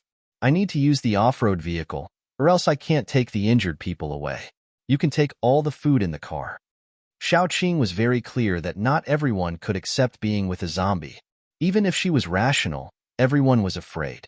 What if she woke up in the middle of the night and lost her rationality and bit everyone? So even if Gu Panpan and Gu Chuan chose to leave, she would not blame them. After all, it was human nature. Gu Panpan and Gu Chuan looked at each other. After a long time, Gu Panpan bit her lips and said, Sister Qing, I am sorry. Chapter 44. It's okay. I can understand. Xiaoqing smiled and slowly helped Yin Hanqing and Air Dai up. Gu Panpan and his sister didn't choose to fight because of their past relationship. No, Sister Qing. Gu Panpan suddenly got up. Her limbs were still weak, but she still walked over and helped Xiaoqing to help Yin Hanqing up. Gu Chuan also helped Little Bun and Xiao Tong up. Gu Panpan grinned, revealing her white teeth. Sister Qing, I thought about it and realized that even if you and Dumbo were both zombies, it wouldn't be something we can't accept. Even if something happens in the future, it doesn't matter. My brother and I are both psychics. We're not afraid of being bitten. You too. Xiaoqing couldn't help but look at the siblings. Their eyes were filled with sincerity, without the slightest bit of falsehood, nor was it a forced pretense. Gu Panpan and Gu Chuan really felt that even if they were zombies, they could accept it. It was only because they were them, not others. With such trust and care, was there a need for anything else to prove their friendship? Xiaoqing thought that she used to have Mu Lin, but now she had Gu Panpan and the others. She was really satisfied. God had taken away too many things from her. She had a beautiful childhood, healthy parents, and the complete family, but she was also given too much. Xiaoqing felt that she was already satisfied. What more could she ask for? After carrying the seriously injured into the car, Xiaoqing immediately drove back to the place where they stayed last night. When they were in the car, Yin Hanqing was already on the verge of dying. His skin had already turned purple. The thunder crystal was too overbearing. Even the earth crystal of the same level was gradually being forced out of his body. Now the surface of Yin Hanqing's body was constantly flashing with small lightning bolts, and there were horrible cracks like a spider web. Yin Hanqing's exposed skin was densely covered with small cracks. Yin Hanqing's clothes were dyed red with blood. Through those wounds, Xiaoqing could see the flesh and blood. Air Dai looked like he was more seriously injured. In fact, Yin Hanqing was the one who was dying. Air Dai was fine. After all, he didn't have a human body. His recovery ability was stronger. Ordinary physical injuries, unless it was a serious head injury, would not endanger his life. Yin Hanqing, on the other hand, was different. He was just an ordinary person and didn't even have any special abilities. However, he was able to swallow a level 2 thunder crystal without exploding in an instant. His body was already tough enough, but he wouldn't be able to hold on for much longer. Xiaoqing bit her lip. She drove like a madwoman. The tires rubbed against the ground, almost bursting with sparks. Hold on a little longer. Just a little longer. Xiaoqing didn't know if she was talking to Yin Hanqing or herself. But God never liked it when things went too smoothly. Xiaoqing had just turned a corner when she saw a light black sedan speeding over from the end of the road. She immediately turned the steering wheel. But she didn't expect the other side to also want to dodge. Probably nervous, the other side also turned the steering wheel in the same direction. Then, the two cars collided without any suspense. Fortunately, both sides had already braked and reduced the speed. Otherwise, it wouldn't be as simple as a collision. Xiaoqing's face almost hit the glass. She turned around and saw Yin Hanqing. Because of the violent turbulence, 2 streaks of red were slowly dripping from his nose. He has reached his limit. This thought flashed through Xiaoqing's mind like lightning. No, I have to find a safe place immediately and settle Yin Hanqing down. Only then can I think of a way. Chapter 45. But at that moment, 5 or 6 aggressive men got out of the car and knocked on Xiaoqing's window with steel pipes. Xiaoqing didn't want to waste any more time with them, so she rolled down the window and looked out with a poker face. Sorry, what kind of compensation do you want? One of the thin men saw the injured people through the window. His eyes brightened, and he poked the leader, whispering, "Boss, look." He pointed to the window. The leader's eyes also brightened, and he smiled obscenely. What compensation? Well, I want this car and everything in it. I won't touch the people, and they can leave. But he pointed at Xiaoqing and Gu Panpan. You two have to stay and accompany us brothers. Don't be in a hurry to refuse. The 6 of us are all ability users. Xiaoqing's eyes became redder and redder. Gu Panpan wanted to teach them a lesson, but he was stopped by Xiaoqing. Xiaoqing opened the door and got out. She tilted her head slightly and smiled coldly. Say it again. What do you want? The leader said, Didn't I just say that I want a... Before he could finish his words, his eyes had already widened. The last thing he saw was Xiaoqing's face, which looked a little sinister after being splattered with blood. The people behind him only saw a white hand coming out of his back, and then the leader's body was torn in half. The beautiful woman came out of the rain of blood, looking like an Azura crawling out of hell. Those people were scared out of their wits. They had all experienced the turmoil of the apocalypse. What had they not seen before? But they were still frightened by Xiaoqing. Only a chubby, bespectacled man was the first to react. He quickly condensed an earth shield in front of him, but in the next second, the earth shield was easily shattered by the snow-white fist. Xiaoqing, who was covered in blood, appeared in front of him with a strange smile. Then, she grabbed his neck. The next second, his head was separated from his body, and his head was twisted off by Xiaoqing. The head with glasses rolled on the ground twice, and then it stopped moving. The other 4 people were scared by Xiaoqing's brutality, and they ran away immediately. The thin man looked back and saw a huge flower head behind him, and then it opened its petals and swallowed him directly. He went in. The other 3 people saw it, and they immediately ran in 3 directions. Their meaning was very clear. You are alone. Can you catch up with 3 people? One of them was running, and then he saw a pair of legs in front of him, and then there was no more, because he was punched in the head, and his neck was smashed. The last 2 people were probably the most pitiful, because they had run far away, and then they were dragged back by the vines. One of them looked back, and saw that his companion had been torn apart. He was scared to the point of peeing, and his legs were soft. He couldn't stop begging for mercy. Let me go. Let me go. I know I was wrong. Xiaoqing was too lazy to listen to him, and she stomped on his head. The ground was full of corpses, and no one was intact. Anyone who saw this scene would be disgusted and vomit. Xiaoqing was expressionless, and they could only blame themselves for being unlucky. They ran into Xiaoqing in this state, and their death was not in vain. Xiaoqing. Gu Chuan grabbed the edge of the window and shouted at Xiaoqing with a serious expression. Xiaoqing's body shook, and the red in her eyes slowly faded. She took a long breath, and the anxiety in her heart eased a little, and then she walked quickly to the car. Chapter 46. That night, Yin Hanqing's body began to rapidly transform into a zombie. However, it was unknown whether it was because of the thunder crystal in his body, but although the wounds on Yin Hanqing's body began to heal, it did not develop into a zombie's rapidly rotting body. Only his skin became more and more pale. One could even see the blue veins under his skin and the occasional flash of lightning. Xiaoqing came downstairs after taking a shower. She saw Yin Hanqing lying quietly on the bed, and air dye slowly recovering. Xiao Tong curled herself into a ball on the sofa, sleeping soundly. Only her psychic fluctuations told Xiaoqing that she was also recovering. Xiaoqing wanted to carry Xiao Tong upstairs, but she was afraid that she would trigger something and interfere with Xiao Tong's recovery. She gave up and quietly returned to her room. After returning, Xiaoqing sat on the bed and released her vines.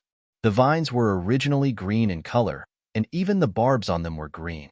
But now, the vines looked green from afar, but if one looked closely, they would notice that there were dark green lines on them.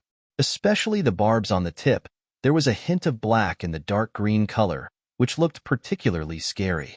This was the change that occurred after she used the vines to isolate herself from the monster.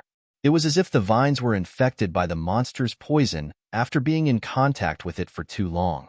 As the owner of the vines, Xiaoqing could feel the changes in the vines.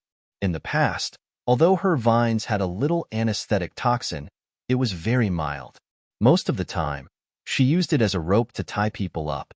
She originally thought that now that she was at level 2, she could go and tame a second plant.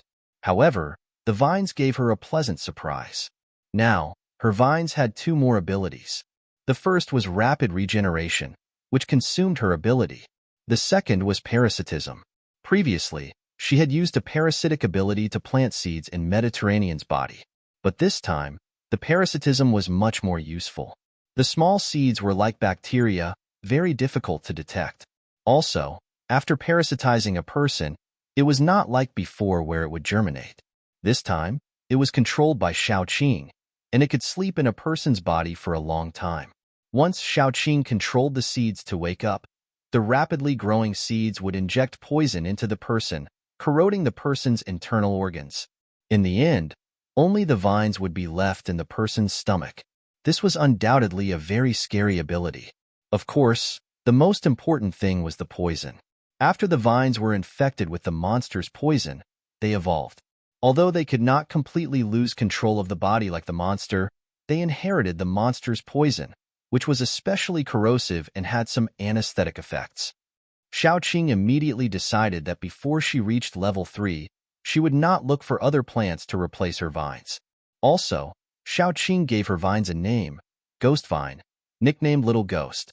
Although the battle made them hover on the edge of life and death, and they almost lost their lives, the harvest was also huge. Xiaoqing felt that she could break through to level 3 at any time. As long as she absorbed some more crystals, she could smoothly break through.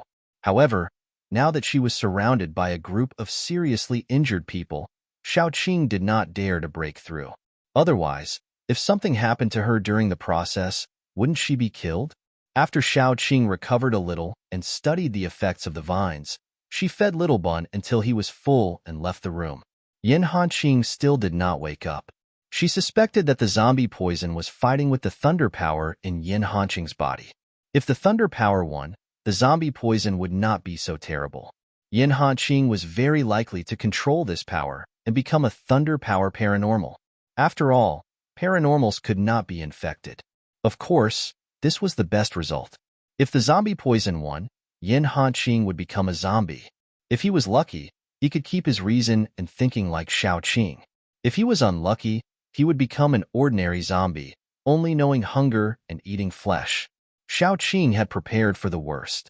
Even if Yin Hanqing became that kind of zombie, Xiaoqing would raise him and feed him with crystals, hoping that when Yin Hanqing evolved to a high level, he would regain his reason. When she was in the base, she heard that after gradual exploration, people divided paranormals and zombies into 9 levels. The higher the level of zombies, the more flexible and smart they were. Level 2 and Level 3 zombies could already lead their companions to besiege human beings. They could retreat and ambush human beings. What if they evolved to Level 9? Would he be able to become like a normal person? Xiaoqing also knew that if zombies really evolved to the highest level, it would really be a disaster for human beings. After all, zombies' food was human beings. Even if they had wisdom, zombies would use their wisdom to hunt human beings instead of becoming good friends with human beings. It was just like how human beings would captive livestock for the purpose of eating them. If high-level zombies could disguise themselves and sneak into the base, like Xiaoqing, it would be a disaster for human beings. However, Xiaoqing didn't want to think about things that were so far away. Right now, she only hoped that Yin Hanqing could develop well. Gradually, Xiaotong recovered. Air dye could also hang on Xiaoqing's body and act like a spoiled child. Gu Chuan and his sister also recovered. Only Yin Hanqing didn't wake up. On the morning of the 3rd day, when several people came out to eat, Yin Hanqing slowly sat up. Several people suddenly became vigilant. If Yin Hanqing became a zombie, they must first control Yin Hanqing to prevent him from hurting people. However, Yin Hanqing's first words after sitting up were, "I didn't die?" Several people immediately relaxed. After all, zombies couldn't talk. However, Xiaoqing had to confirm again. She looked at Yin Hanqing. Yin Hanqing's skin was still showing a sense of death, but he looked no different from a normal person. His eyes and hands didn't change at all. Xiaoqing touched Yin Hanqing's chest. The thumping heartbeat beat against Xiaoqing's palm. The warm skin also told Xiaoqing that Yin Hanqing didn't become a zombie. An indescribable excitement reverberated in Xiaoqing's heart. She raised her head and wanted to say something, but then she saw that Yin Hanqing's face had turned red all the way to his earlobes. His body stiffened, and after a long time, he finally reacted and stuffed his naked body under the covers. Xiaoqing didn't know whether to laugh or cry. Yin Hanqing's clothes were already bloody and tattered. He definitely couldn't wear it. In the end, Gu Chuan provided a set of clothes for Yin Hanqing. Gu Chuan was shorter and thinner than Yin Hanqing. His clothes were tight on Yin Hanqing's body, outlining the outline of his muscles. This made Yin Hanqing feel helpless. Xiaoqing couldn't help but laugh. After laughing, her heart was satisfied. No matter what, they were all fine. This was already the best result. Chapter 47. Although it was a thrilling experience, fortunately, everyone was fine and their strength had improved. Among them, Yin Hanqing's injuries were the heaviest, but he also gained the most. He had a special ability, and it was the famous lightning ability. Originally, Yin Hanqing didn't say anything, but he felt inferior in his heart. After all, he was the only one without a special ability. He said that he wanted to repay Xiaoqing, but he couldn't do anything. Until now, he really had the ability to fulfill his promise. Air Dai, who was discovered, became more active. He ran and jumped in the forest and used the bloody cloth to attract a lot of zombies. After that, he nimbly got into the car. Yin Hanqing quickly released his lightning ability. Suddenly, a large number of zombies were like epilepsy, twitching for a long time before lying down. Xiaoqing went forward and tried. She found that the zombies weren't dead yet, so she waited on the side. After a while, the zombies regained their ability to move. She and Gu Panpan quickly dealt with the zombies. After our experiment, we found that if there are 1 or 2 zombies, we can kill them in one hit. If there are too many of them, we can only make them temporarily lose their ability to move. Ordinary zombies will be affected for about 10 seconds, and level 2 zombies will only be restricted for 3 to 5 seconds. The zombies within 10 meters won't be able to escape, and the effect will be even worse if they are further away. Xiaoqing rationally analyzed, but Hanqing is only level 1 now. When his level increases, the corresponding power will also increase. Yin Hanqing didn't feel dispirited. After all, being able to have a special ability was already a great progress. He should be able to help Xiaoqing more as he slowly leveled up. Xiaoqing distributed the crystals to everyone, and then looked at the map. We will soon reach Hanqing's hometown. Let's eat something. There is a fork in the road ahead, so we won't stop to rest at noon. Xiaoqing didn't need to eat, so she was responsible for driving. The others ate in the back. Xiaoqing also fed Xiaobao some food. There was a big river in front of them. The bridge across the river collapsed, blocking the road. Xiaoqing had to ask Yin Hanqing, "Is there any other way?" Yin Hanqing thought for a moment and said, "After passing the mountain in front, we will reach the cemetery in our village. It is said that the feng shui on the mountain is very good. Someone even rented the land in our village to build a cemetery. So, the road on the mountain should be able to walk." Xiaoqing nodded and turned the car directly into the mountain. The mountain road wasn't wide, just enough for one car to pass. If there was a car coming from the opposite direction, the wrong car wouldn't be able to pass. Xiaoqing didn't encounter anything along the way and safely crossed the mountain. When she reached the other side of the mountain, she saw the cemetery that Yin Hanqing had mentioned. The location of the cemetery was next to the cemetery in their village. Later, it was contracted by someone, and the cemetery was built in the name of good feng shui. There were many people who came here to buy a cemetery. They were all rich people who wanted to bury their dead in a place with good feng shui. Because of the end of the world, this place was deserted. When Xiaoqing passed by the cemetery, She took a look. Many graves had been dug up, and there were white bones on the side. They were probably eaten by the beasts in the mountain. The construction of the cemetery was very grand, but the cemetery in Yin Hanqing's village was much colder. They were all small mounds, and the rows were not neat.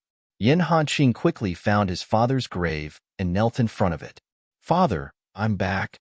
Yin Hanqing suddenly remembered that a long time ago, he had told his mother, "It doesn't matter. I will protect you on behalf of my father." However, he didn't do it. Yin Hanqing's mother's body was well preserved. Except for a layer of frost, it looked like she was still alive.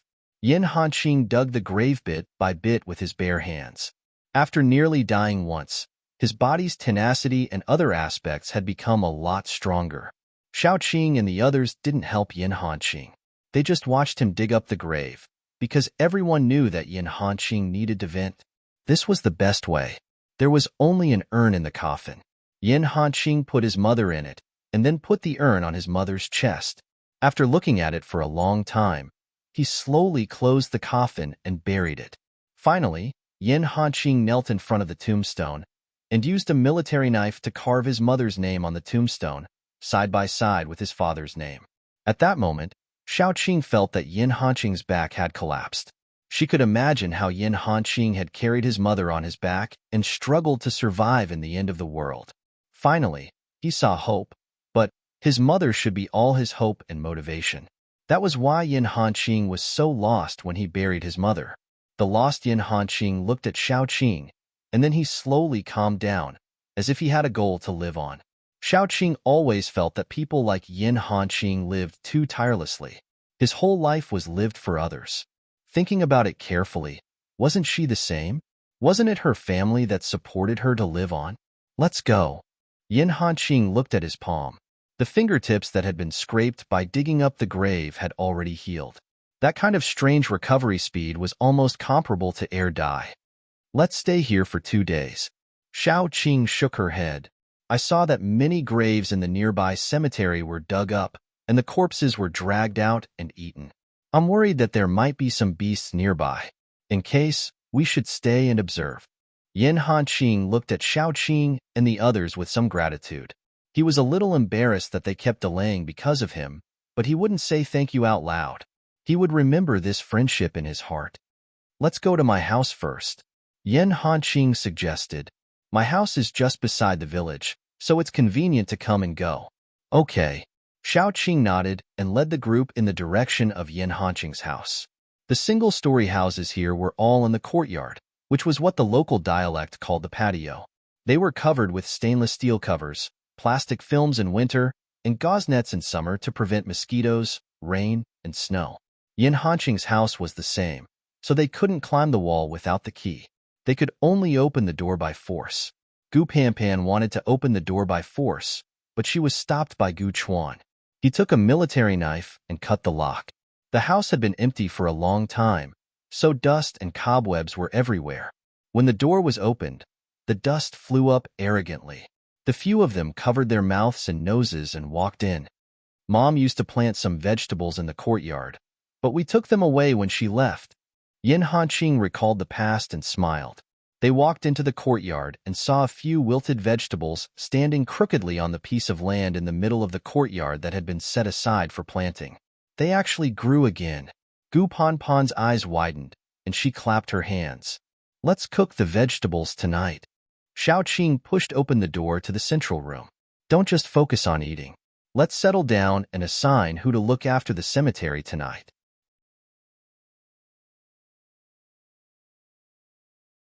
Chapter 48. Then everyone looked at Erdai in unison. Erdai looked at the group of people in a daze. Something seemed wrong. Xiaoqing touched Erdai's head and said, "Then it's decided?" Then Erdai was sold just like that. He was still in a daze. Xiaoqing immediately said, "Hurry up and cook. We'll start work after dinner." Yin Hanqing immediately went to cook.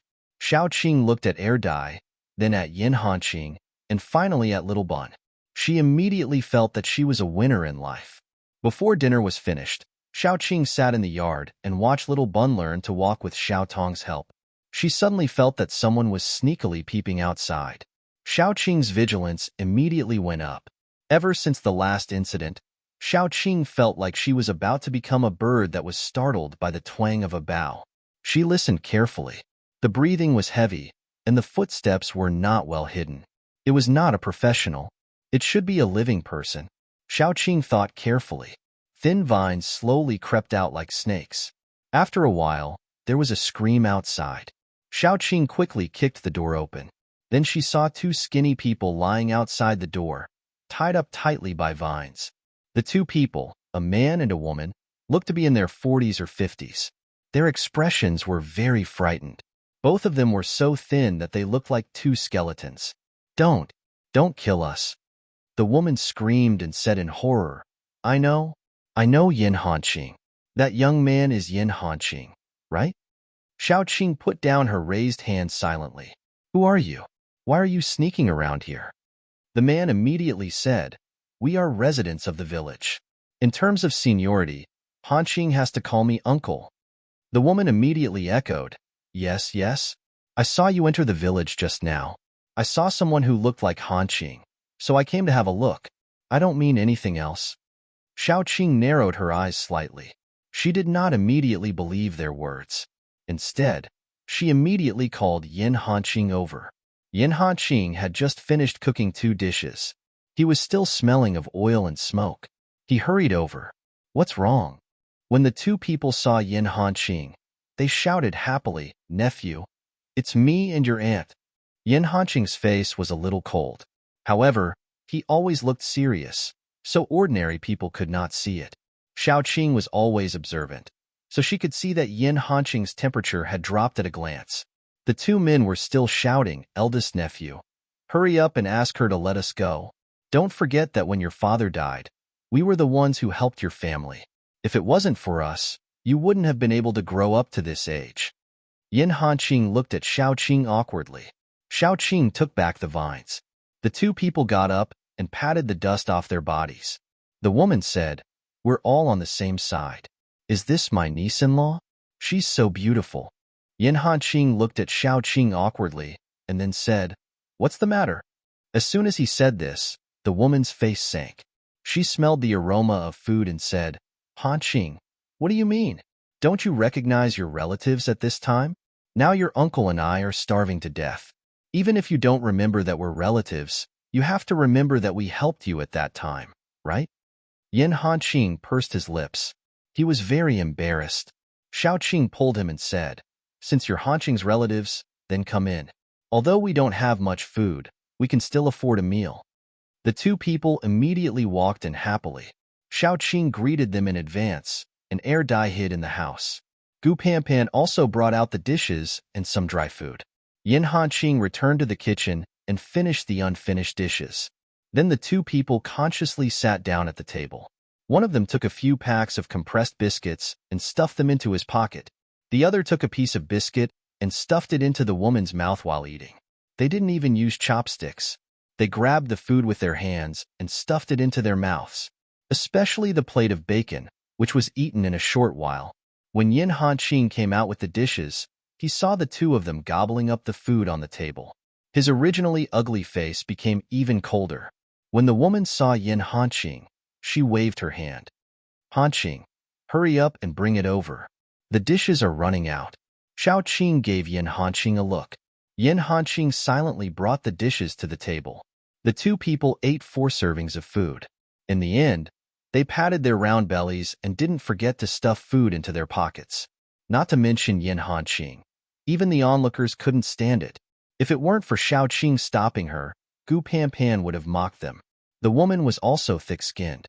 When she saw that there was nothing left on the table, she said, I'm sorry. It's all eaten. Did you cook less food? You are Hanqing's relatives. It's nothing to eat some food, but we have to rest."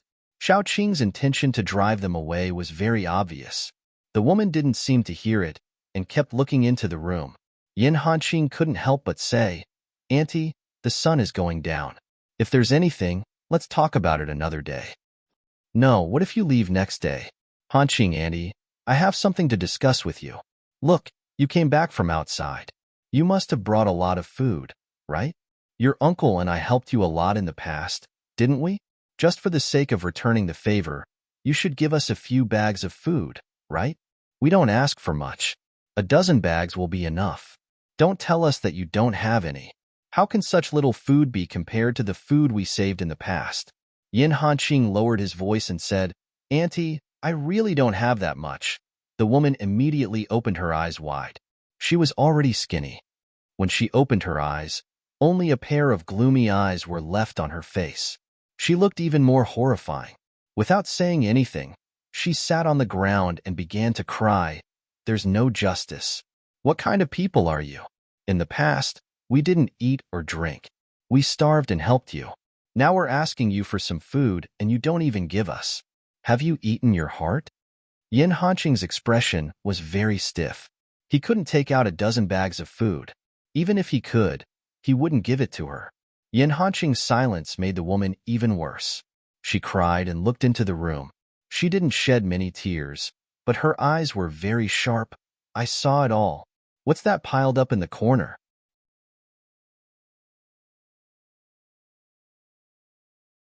Chapter 49.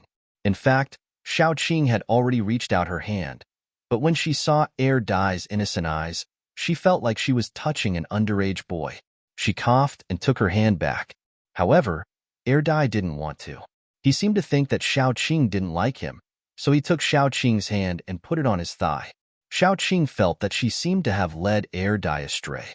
Seeing Xiaoqing take her hand back, Dai lowered his head slightly and lowered his eyelids. His long eyelashes fluttered, making him look very pitiful. Xiaoqing's heart softened at once. She hugged Dai to show that she still liked him very much. Dai was a little happier. Nothing happened that night. When Xiaoqing took Dai back, she happened to see the couple at the door. They were stopped by the man-eating flower she put at the door. When the couple saw Xiaoqing, they were surprised and said, Niece-in-law, quickly get rid of this strange flower. However, Xiaoqing and Dai didn't even look at them. They went straight into the house, which made the couple stomp their feet angrily. They stayed there for 3 days, but they didn't see any wild animals coming to dig the grave. However, the couple came almost every day, shouting that they wanted to see Yin Hanqing, but no one paid them any attention. On the 4th day, Xiaoqing said, Let's go. I need to verify something. Since Xiaoqing said so, no one objected. They packed up and were ready to leave. When they left, the couple came again. If you want to leave, take us with you. Even if you don't take us with you, leave some food. Yin Hanqing, you can't be so heartless. The woman stomped her feet and said. Xiaoqing put down the glass and poked her head out. What were you talking about just now? Her eyes suddenly turned a seductive dark red, and the angle of her smile was somewhat strange. Especially on her pale face, it seemed even more frightening. Little Baozi poked his head out from Xiaoqing's shoulder. His eyes were dark and hollow, and when he opened his mouth, his sharp canine teeth were exposed. The creepiness of the mother and son increased rapidly. The couple couldn't help but shudder. When they looked at Xiaoqing again, their eyes were full of fear. Satisfied, Xiaoqing retracted back into the car. She stepped on the accelerator and sped off. Only when they were far away from the village did Xiaoqing park the car in the woods. When night falls, I will go back with Hanqing to take a look. Pan, you guys watch over the children. Gu Pan asked worriedly, should we bring my brother along? No, this trip won't be dangerous, but it might take a long time. I estimate that I will stay there for about 3 days. It will be more troublesome for you guys to take care of the children. Xiaoqing shook her head and closed her eyes to rest in the car. When the sun set, she got out of the car with Yin Hanqing. Dai insisted on following them, so they had no choice but to go with them. They quietly returned to the cemetery. The cemetery was surrounded by woods, so it was easy to hide. Xiaoqing sat on a branch and said to Yin Hanqing, Wait. At most 3 days, the results I want may come out. Yin Hanqing didn't say anything. He felt that his life already belonged to Xiaoqing. No matter what Xiaoqing said or did, he wouldn't raise any objections. Even if one day Xiaoqing wanted to kill him, he would probably only stretch out his neck.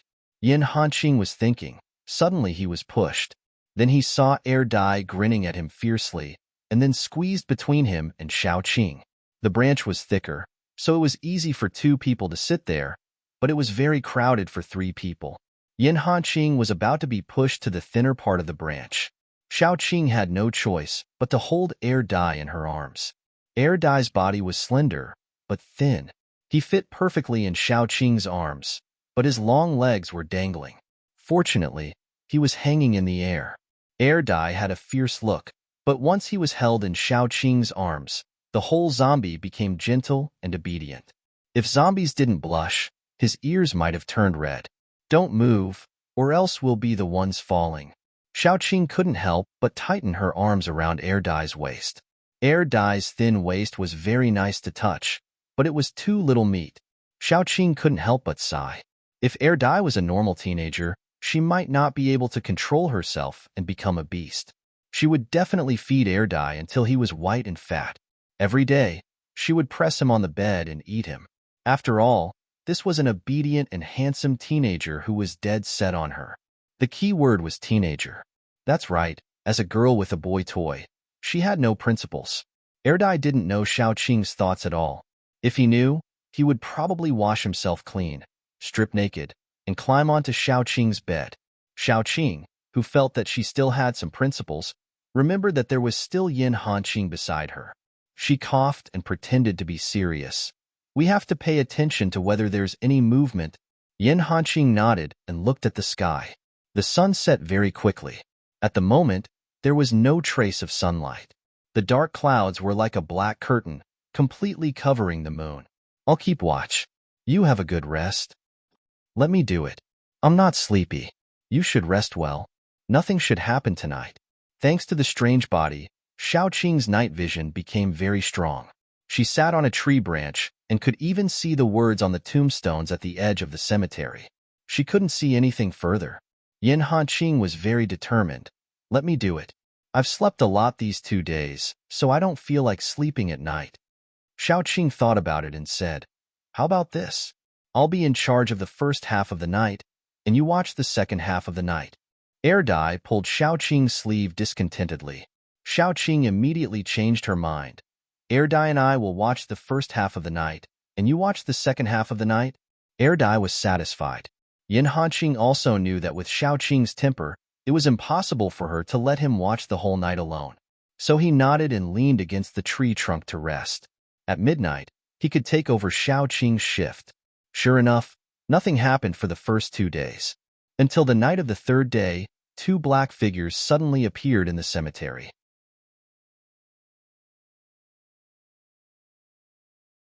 Chapter 50. When the 2 shadows appeared, Yin Hanqing was about to take over the shift. The 3 of them were very awake. When they saw the strange shadows appear, the 3 of them quickly became alert.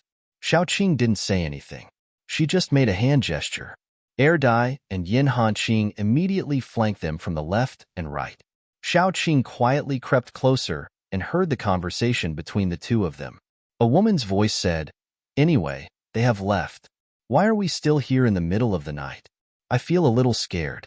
Why don't we come again tomorrow?" Immediately, another man's voice sounded. "Do you think we are doing something glamorous? Come in the day. Hurry up and dig and leave. Don't waste time." "Who are you scolding? Don't talk about it. I think it's scary at night." The woman lowered her voice and said, "That slut seduced the village chief and took all the money. Not a cent fell into our hands. Now we are peeling her skin and gnawing on her bones. This is her retribution." The man laughed and said, "Don't talk nonsense. Hurry up and dig. I haven't eaten meat for a long time. The graveyard next to us is also empty. We have to think about what to do in the future." That little turtle, when he left, he didn't leave us anything to eat. I think he is most likely a gigolo. Didn't you see how much he listened to that little girl? Like mother, like son. As soon as the woman's voice fell, Yin Hanqing couldn't hold it in anymore. He stood up with red eyes and looked at the couple as if he was looking at dead people. The 2 of them were shocked. They raised the shovels in their hands, but when they saw that it was Yin Hanqing, they suddenly felt guilty. Big nephew, didn't you leave?" The woman stuttered.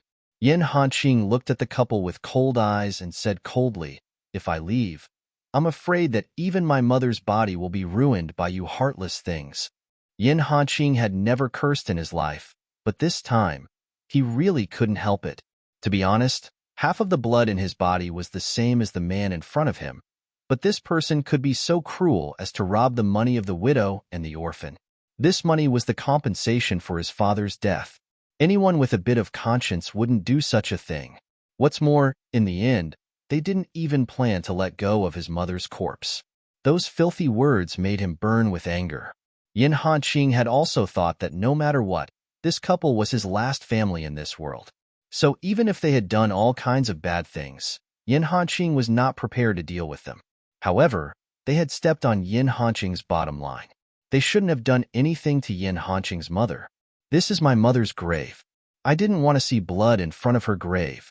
I didn't want to let her live peacefully down there. Yin Hanqing seemed to be talking to himself. The man was trembling in fear. He knew very well that Yin Hanqing had been a soldier and had seen blood. If the couple went up together, they might even die. Hanqing, what do you want to do? I'm your uncle. Yes, Hanqing, what nonsense are you talking about? We're just here to add soil to your mother's grave. The woman hurriedly said. It's very late. Xiaoqing quietly appeared not far behind Yin Hanqing and said faintly, Hanqing, take air dye and go back first. I'll take care of this. Yin Hanqing knew that Xiaoqing was worried that he would be traumatized if he did something to his family. So, she asked him to leave with air dye and let Xiaoqing deal with these two people. However, Yin Hanqing shook his head and said faintly, I'll do it. What do you want to do? The woman screamed. As her voice fell, the man suddenly stabbed the shovel into Yin Hanqing's neck. It seemed that he was going to make the first move. Xiaoqing didn't even look twice. She took air dye's hand and left. If he couldn't even deal with two ordinary people, was Yin Hanqing still the Yin Hanqing?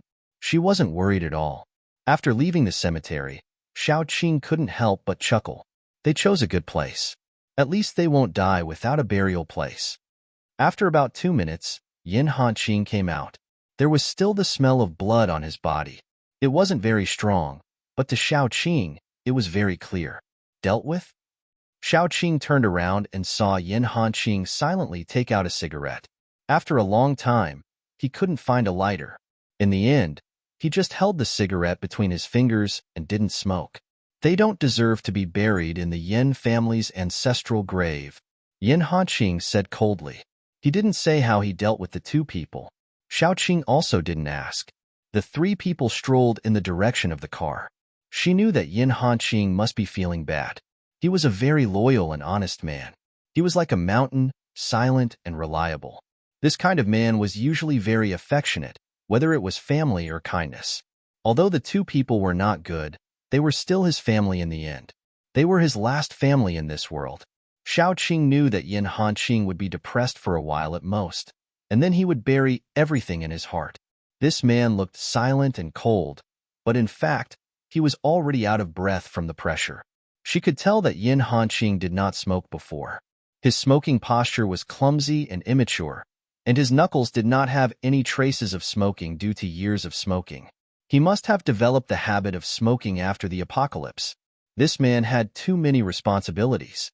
He wouldn't let himself relax. Xiaoqing always felt that she wasn't the kind of person who had a glib tongue. After meeting Yin Hanqing, she couldn't help but enlighten him again and again. Are you still sad? Yin Hanqing shook his head. There was some confusion in his eyes. Soon, when he looked at Xiaoqing, his eyes became clear. I'm not that weak. Xiaoqing stared at Yin Hanqing for a while. She couldn't help but laugh. I thought wrong. He was a soldier. He was indeed not as weak as she thought. Even if there was some depression, Yin Hanqing would never say it out loud. When you go back, you can register and officially become an authorized paranormal in the base. Then you can be assigned a place to live. Why don't you choose the room next to mine? After I killed that thing, it seems that the room is still empty. If you live next to me, we can take care of each other. Then I can take the baby to your house to eat. Xiaoqing said with a smile. Yin Hanqing nodded silently. Everything he had now was given to him by Xiaoqing. Everything he had now was also given to him by Xiaoqing. When Yin Hanqing didn't know what to think, suddenly a cold hand covered his eyes. Yin Hanqing could clearly hear Xiaoqing's voice with a slight smile. It was very pleasant to hear. Did I tell you that your eyes are very beautiful?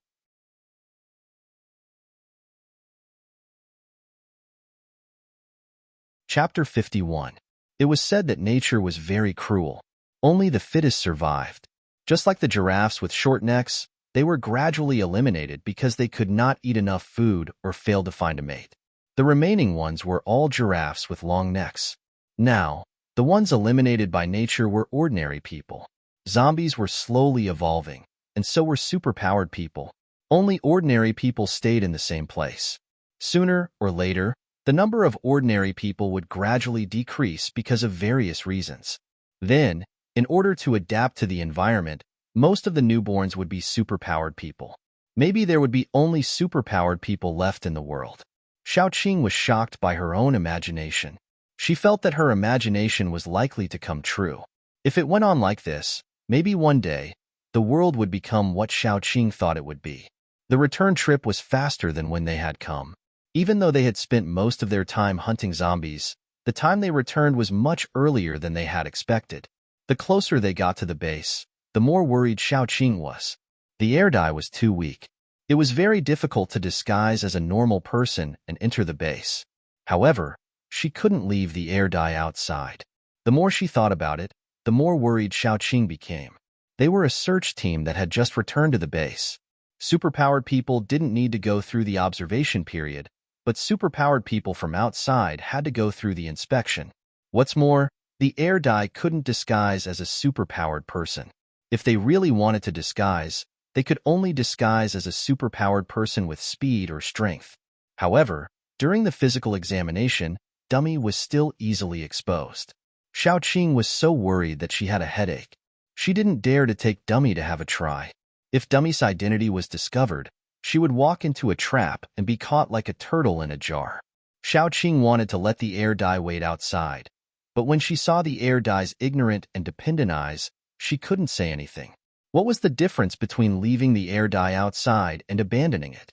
After thinking about it, Xiaoqing finally came up with an idea when they were about to arrive at the base. This survivor base was the largest one in the area. So many people came to seek shelter every day. There was a long line outside the base. Xiaoqing and the others got out of the car outside the gate and handed the car over to the inspector before walking inside.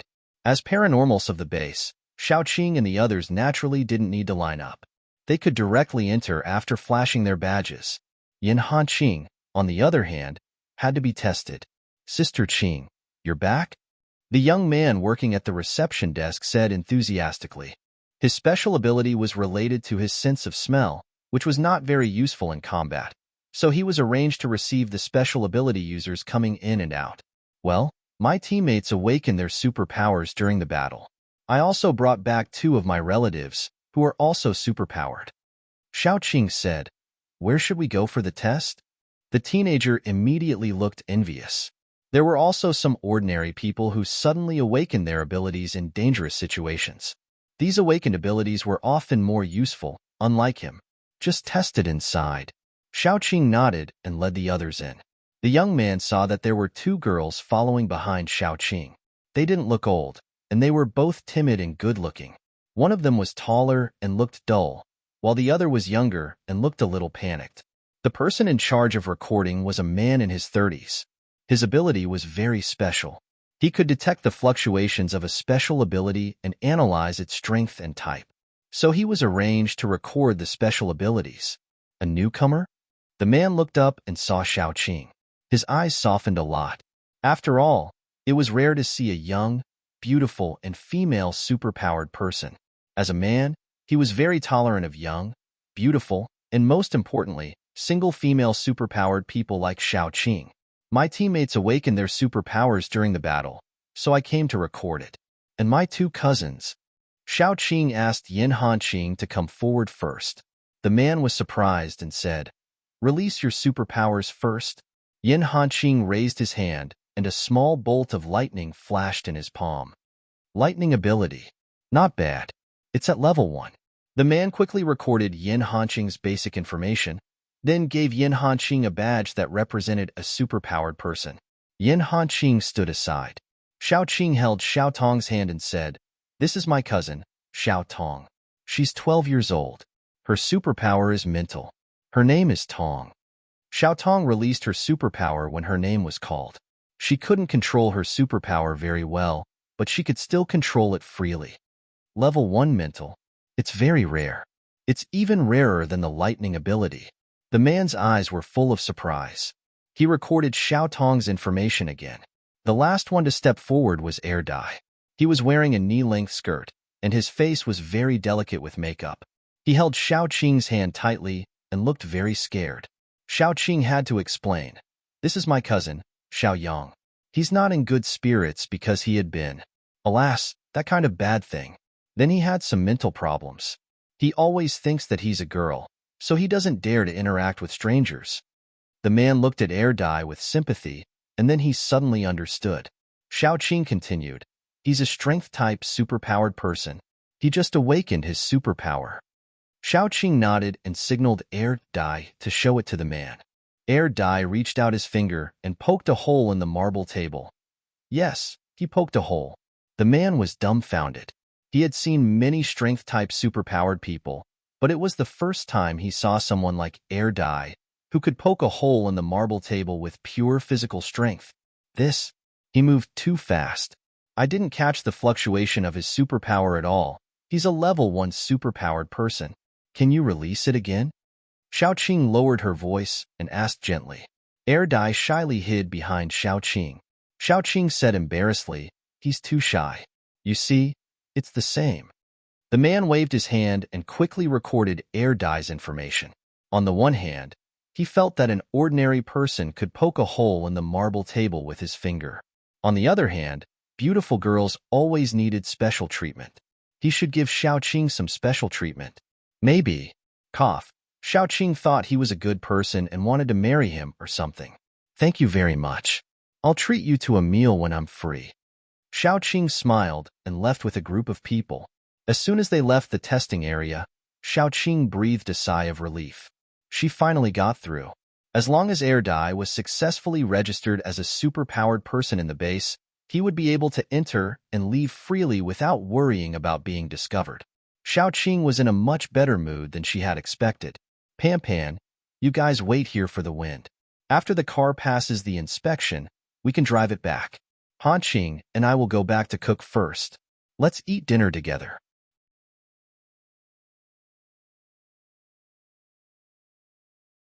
Chapter 52. Dummy Erdai put on makeup and changed into a girl's clothes. She really looked like a cute little girl, and she was very good-looking. Those passers-by couldn't help but look at Xiao Qing, Xiao Tong, and Air Dai. However, they didn't dare to do that, especially when they saw the badges on Xiao Qing's chests. Hanging in Xiao Qing's arms, Baozi looked around secretly. Finally, he whispered pitifully in Xiao Qing's ear, "Mama, are they going to eat us?" "Why do you say that?" Xiao Qing glanced around, and all the obscene or overt lustful gazes disappeared. Most of the people here were superpowered people. Few ordinary people dared to look at a superpowered person with such a gaze. But even superpowered people couldn't help lowering their heads when they met Xiao Qing's cold eyes with hidden killing intent.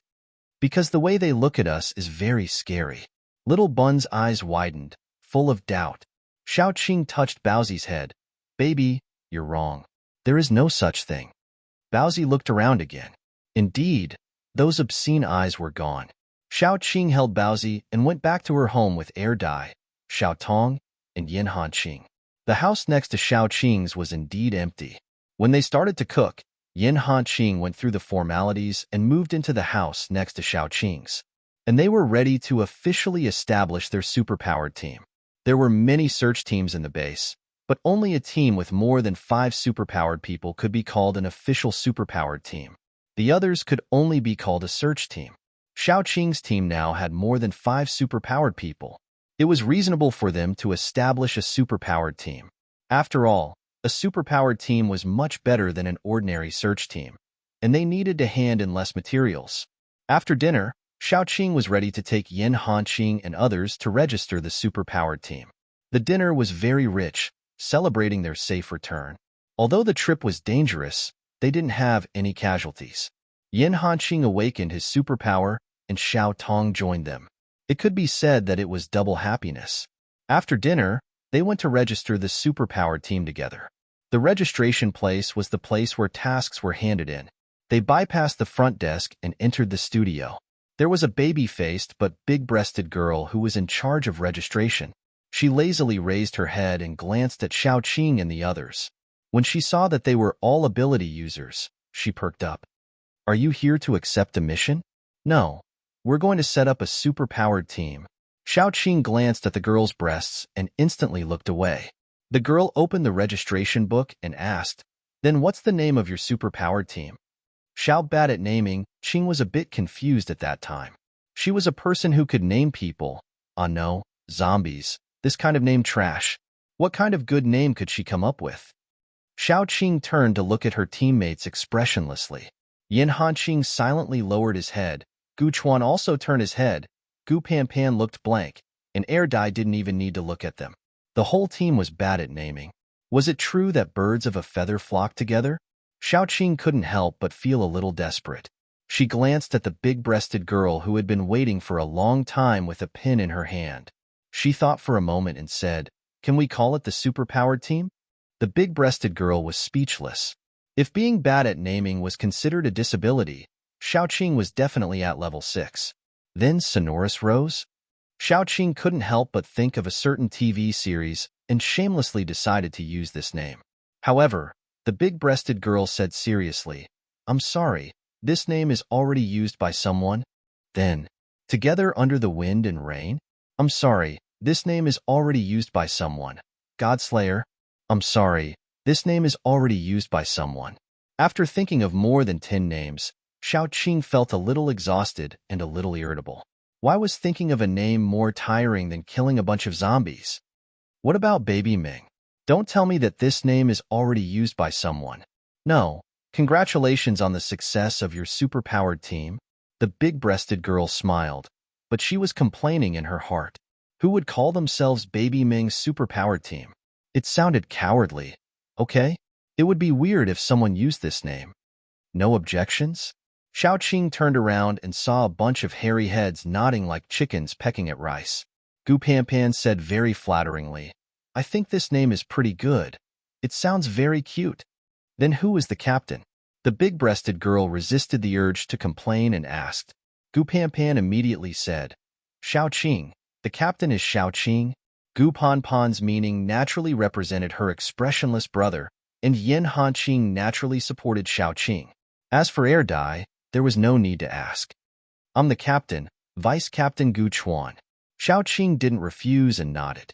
After recording some basic information, the big-breasted girl said, Your team is officially established. It's now a level 1 superpowered team. You can take missions in the hall outside, and you'll get points for completing them. With more points, you can be promoted to a high-level superpowered team, and you'll get better benefits. Thank you. Xiaoqing breathed a sigh of relief. Forcing her to give a name was simply asking for her life. After completing this, they could go out and take missions.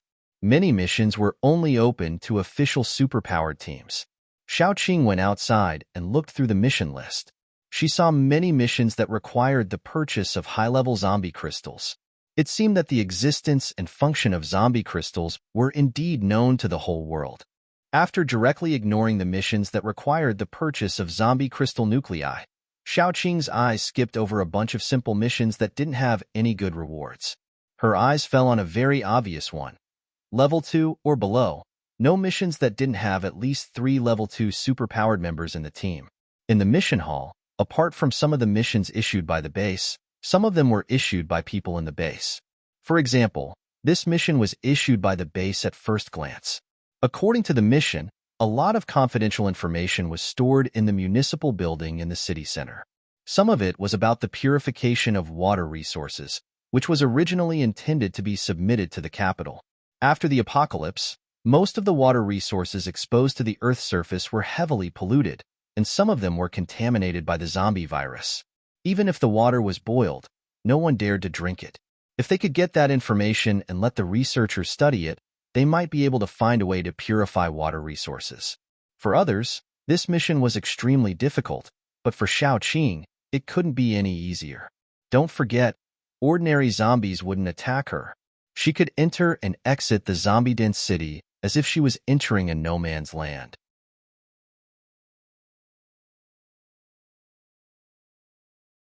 Chapter 53. The eyes of Gu Panpan and the others, who knew the inside story, also lit up, because the reward for this task was too good. There were villas, food, and zombie crystal nuclei. Even their team of paranormals could rise by 1 level immediately. They would be idiots if they didn't accept it. Xiaoqing flipped through the mission list and accepted 3 missions that required them to go to the city. Of course, the most important one was still the mission of searching for information. The girl in charge of recording looked sweet. She said worriedly, "Are you sure you want to accept this mission? Although it's recommended that a team above level 2 try this mission, even a level 3 team wouldn't dare to accept it alone." Xiaoqing nodded. Yes. Okay then. Seeing that she couldn't persuade them, the girl had no choice but to record it down. After all, she couldn't stop them from going to their deaths, right? Ming Bao's team, right? The girl who said this name suddenly felt an indescribable sense of shame. She felt that she was going to be embarrassed. However, Xiaoqing said with a serious face, "Yes." The girl hurriedly recorded it down, then said to Xiaoqing, "This is a joint mission. A team has already accepted this mission. Please gather at the square tomorrow afternoon." Okay. Xiaoqing frowned.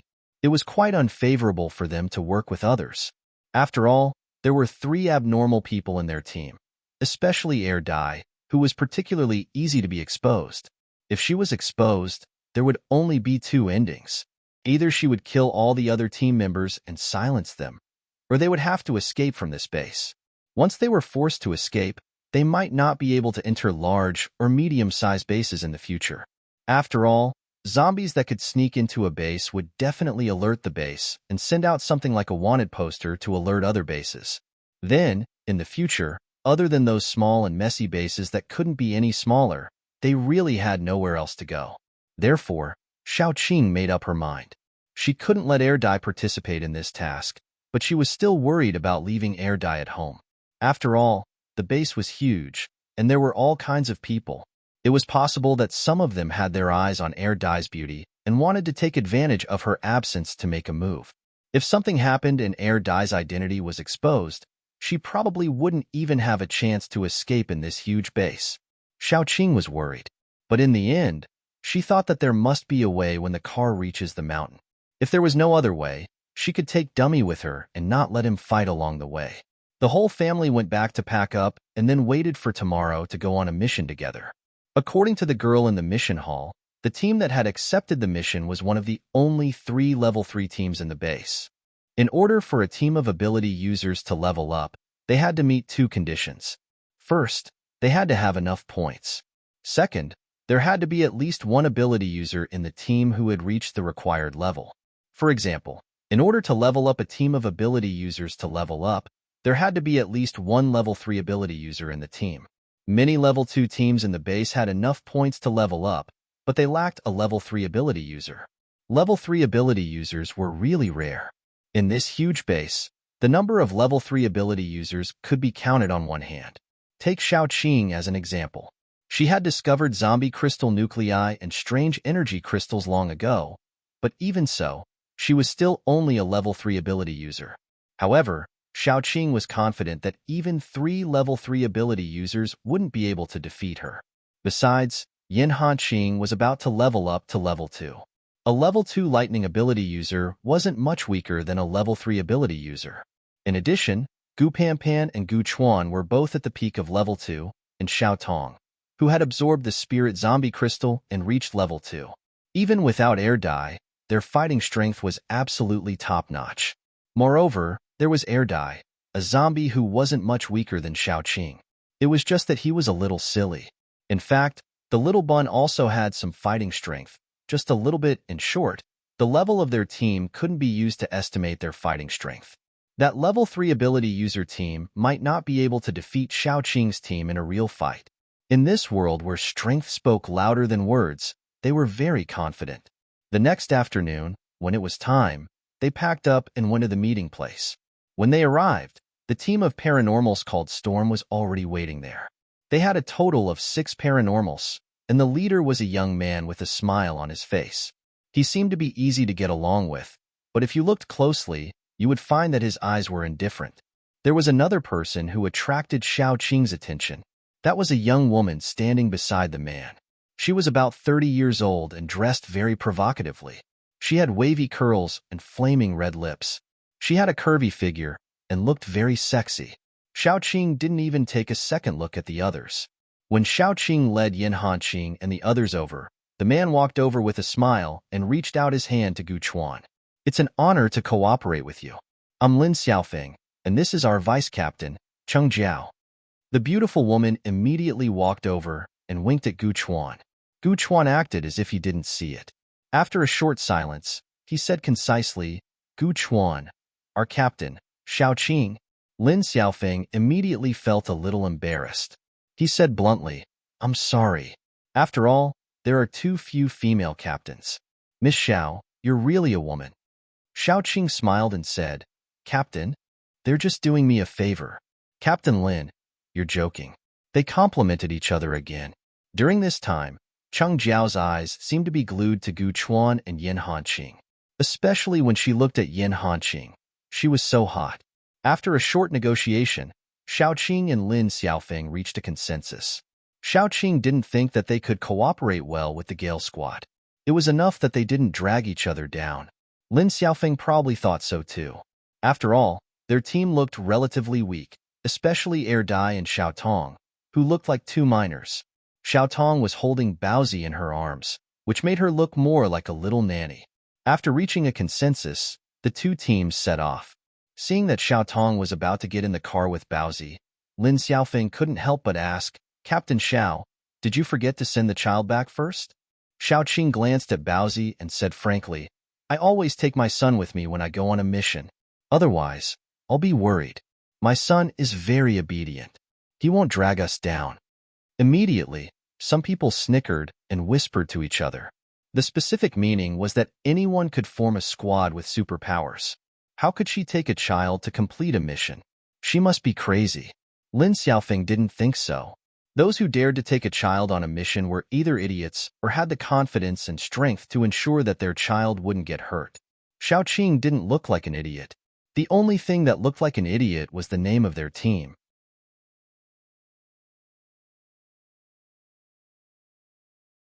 Chapter 54. The 2 paranormal squads packed up and left the base. Off-road vehicles were especially popular after the apocalypse due to their performance and other reasons. However, ordinary people couldn't afford them because they consumed a lot of fuel. Every time they went out, they had to prepare several barrels of fuel in the car. Otherwise, they would have to leave the car halfway.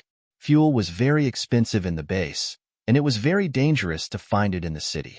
Therefore, over time, off-road vehicles became the vehicles that only paranormal squads could afford.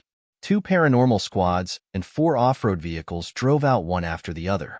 It was quite a spectacular scene. Many people who were waiting in line at the entrance of the base saw it. In fact, this scene was quite pretentious. However, some curious people asked the name of Xiao Qing's paranormal squad. After that, their expressions became very strange. Xiao Qing's team naturally didn't know that there was a long distance between the base and the destination city. The 2 squads discussed for a while and decided not to go too fast. They wanted to avoid arriving at the city at night. In other words, they would rest in the wild for a night. The journey was very smooth. Occasionally, there were a few scattered zombies, but they were easily dealt with. Fierce Wind seemed to have a competitive mentality. Every time a zombie appeared, they would quickly take action and use all kinds of abilities to deal with the zombies. They probably wanted to show Xiao Qing's team how powerful they were. However, Xiao Qing's team didn't attack. They were playing Do Diju in the backseat of the car. The main members were Gu Panpan, Gu Chuan, and Yin Hanqing. The rest of them were sleeping soundly. They didn't feel provoked at all. Of course, their indifference had been regarded as weakness by Fierce Wind's members. Then, the weak team of 7 wandered all the way until the afternoon. When the sun went down, they had to set up camp. After all, the 2 squads weren't familiar with each other, so they set up their tents separately. While the Fierce Wind Paranormal Squad was setting up their tents, Xiaoqing's team suddenly came out with a pile of bamboo poles and surrounded the 3 tents like a fence. Immediately, some people laughed secretly. What could a few bamboo poles stop? Stop the rabbit? Then, they saw Xiaoqing walk out and touch one of the bamboo poles. Tender green vines started from Xiaoqing's palm, and with a swoosh, swoosh, swoosh, swoosh, swoosh, swoosh. What can a few vines block? A member of the storm team mumbled as he reached out his hand. It looked like he wanted to touch the sprout. Just as he touched the vine, it coiled around his wrist like a snake looking for food and continued to extend up his arm. He let out a blood-curdling scream, and his entire body went limp as if he had lost all his bones. Only his arm was hanging by the vines, and it looked particularly strange. Xiaoqing gently touched the vines, and the vines obediently let go of the man. Only then did they see that the man's arm had turned black. Lin Xiaofeng's expression changed as well. Captain Xiao, it's my team member's fault for being reckless. Please show mercy and give him the antidote. Don't worry. The poison hasn't been injected into his body. It's just the poison on the surface of the vines that has infected his arm. He'll be fine after washing it, but he might be paralyzed for a night. Xiaoqing had long been prepared for this kind of situation, so the vines served as a warning. If the intruder was a living creature, a little bit of poison would be enough to paralyze it. If it was a zombie, it would also wake her up. This was also the reason why she didn't stop that person when he reached out his hand towards the vines. Although she thought that she had a good temper, it didn't mean that she would let others bully her. Those people's whispers weren't soft, and she heard them clearly. Xiaoqing was not a saint, and it was reasonable for her to teach them a lesson. After all, people should be responsible for their own words. The people of Fierce Wind dragged the poisoned man back, and the water paranormals condensed a mass of water to clean the poison on his arm. Several people looked at Xiaoqing with unfriendly eyes. Xiaoqing didn't care. She called Gu Panpan and the others to continue cleaning up the camp. Gu Chuan and Gu Panpan found some firewood and prepared to start a fire to cook. Of course, Yin Hanqing was in charge of cooking. On the other side, the members of Fierce Wind's Paranormals washed the poisoned man's arm several times. During the first wash, a lot of broken skin tissue flowed down, along with the black poison. During the second wash, the color of the water became much clearer. After 5 washes, his arm returned to its normal color. Those people looked at Xiaoqing's team even more unfriendly, especially those who were close to the poison man. It seemed that they all wanted to come over and cause trouble. Xiaoqing and the others didn't care about their reactions at all. They set up the pots and bowls and prepared to cook.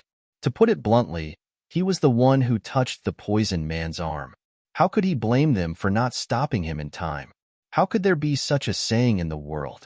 However, as the only 3 level 3 paranormals in the base, Fierce Wind's paranormals had been completely spoiled. They were selfish and arrogant, and they might kill themselves one day. Yin Hanqing's cooking skills were particularly good. While he was cooking, the aroma of the food would spread far and wide. However, Gale did not have someone like Yin Hanqing who had the ability and cooking skills, so they only ate dry rations. Someone said sourly, "Don't worry about attracting zombies. A newbie will always be a newbie. Courage is bigger than the sky, but no skills." Cheng Jiao rolled her eyes at him and said, "Stop talking. You talk too much." Lin Xiaofeng's judgment was naturally better than theirs. He said seriously, "Don't underestimate them. Otherwise, you'll be the ones who suffer. What you did today was wrong. Someone was unhappy. They have to take their son with them when they go out. Maybe they're spoiled by someone. Boss, you think too highly of them. Look, they even take a cook with them when they go out on a mission. Such a team of paranormals. How strong can they be?" "That's right. They're just a newbie team, but they have such a bad temper. Those guys in the team all have poker faces, as if they're so powerful. Why can't I see how powerful they are?" Another team member said with disdain. Lin Xiaofeng couldn't help but frown.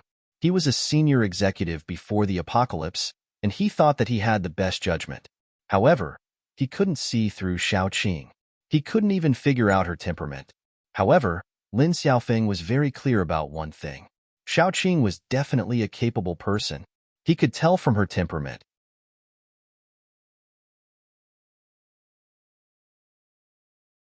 Chapter 55. They had to eat lunch every day. Finally, they found a safe place to rest. Xiaoqing got off the car with her people. When they walked inside, a tall man with a crew cut kicked the iron gate. Xiaoqing and the others were startled, especially the unprepared little bun, who went straight into Xiaoqing's arms. Xiaoqing stopped. The temperature in her eyes suddenly dropped. Her long nails popped out in an instant, but before she could do anything, they were caught by Yin Hanqing. Yin Hanqing shook his head at Xiaoqing. After all, it was not the time to turn hostile. Although they were confident that they could wipe out the Gale squad, there would be casualties on their side. It was not worth it. Xiaoqing suppressed her anger, but her face was still cold. She stood at the door and did not go in. She said in a faint voice, "Captain Lin, why don't we split up?" Lin Xiaofeng's face was also a little ugly. His team members did not listen to him and ran to Xiaoqing's team to show their strength. It would be strange if he was happy. "Captain Xiao, the danger of splitting up is too high. If two teams stay together, in case of any trouble, we can help each other." Lin Xiaofeng tried to salvage the situation. Xiaoqing smiled. "Help? Captain Lin, you must be joking. I'm not being aggressive. If we stay here, I can't guarantee that I won't do anything to your team members. I think your team members think the same. It's best if we split up. It's good for you, good for me, good for everyone." Cheng Jiao saw that the members of the Gale squad were about to rebel. In order to calm them down, she hurriedly said, "Since Captain Xiao said so, let's split up." Lin Xiaofeng was really embarrassed, but he did not say anything. After a moment of silence, he said, "Anyway, let's talk about it after lunch." Xiaoqing shook her head, turned around, and left with Yin Hanqing and the others. When they left, they heard the Gale squad's unrestrained cheers. "Sister Qing, are you leaving just like that?" Gu Panpan's eyes widened. She was very indignant. How could such a group of people become a level 3 team? The heavens must be blind. "Why are you staying for dinner instead of leaving?" Xiaoqing glanced at Dai calmly. Dai immediately understood what Xiaoqing meant. After running a little further, he howled. Zombies had their own way of communicating with each other. Dai's shout just now was to gather the nearby zombies. How could he just leave like that? At the very least, he had to give them a small gift so that they could put in more effort. Now, Gu Panpan could only cover her mouth and laugh. Xiaoqing got in the car and led Gu Panpan and the others all the way to the shortest but also the most dangerous road. On the other side, people were celebrating. Each one was more excited than the other.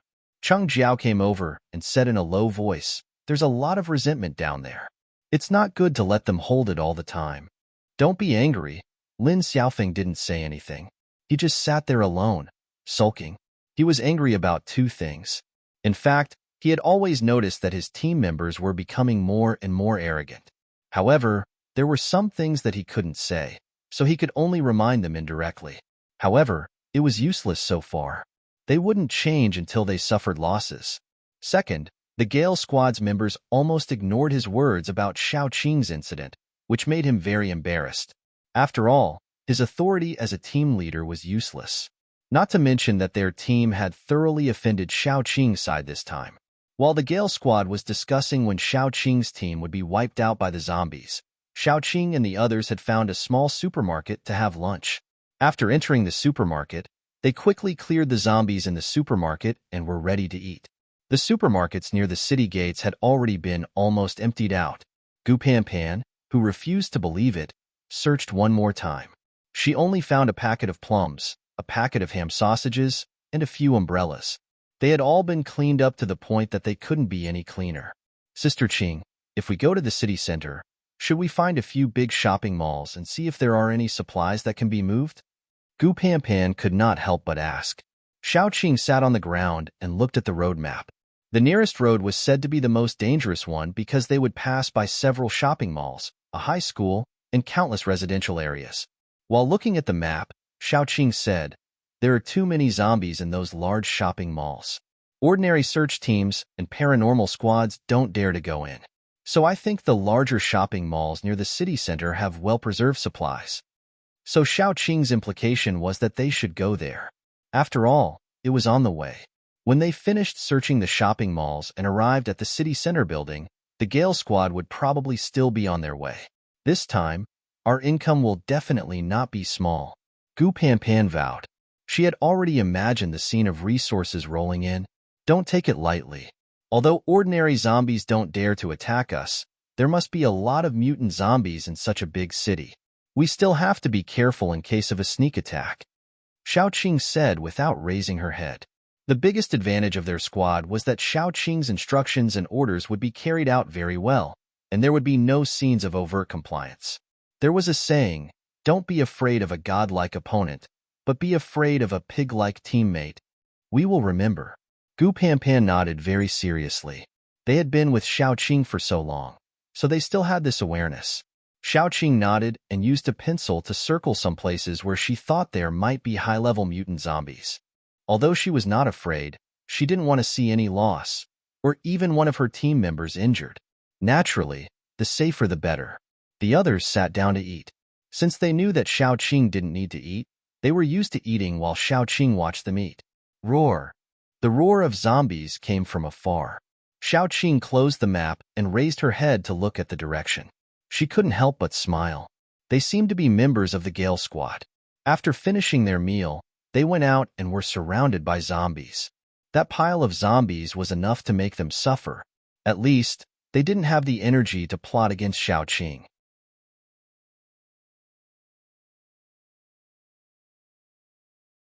Chapter 56. After a leisurely meal, the group set off once again. This time, without the Storm Ability user squad, Xiaoqing and the others were free to collect the crystal nuclei. The specific pattern was like this. Air Dai restrained his aura and squatted on the roof of the car, in charge of finishing off the zombies and collecting the crystal nuclei. Gu Pan was in charge of driving. Every time there were zombies that didn't have eyes, Xiaoqing would let the vines wrap around the zombies and pull them closer. Then, Gu Chuan and Yin Hanqing would use their abilities to get rid of the zombies that couldn't resist. Maintaining this pattern for the whole afternoon, Air Dai collected a plastic bag of crystal stones. When the sky was a little dark, Xiaoqing and the others found a safe place to stop and rest. A group of people cleared the space and came out. They gathered in a circle and began to divide the loot. Most of the crystal stones were put in Xiaoqing's space, leaving some to be absorbed in case of an emergency.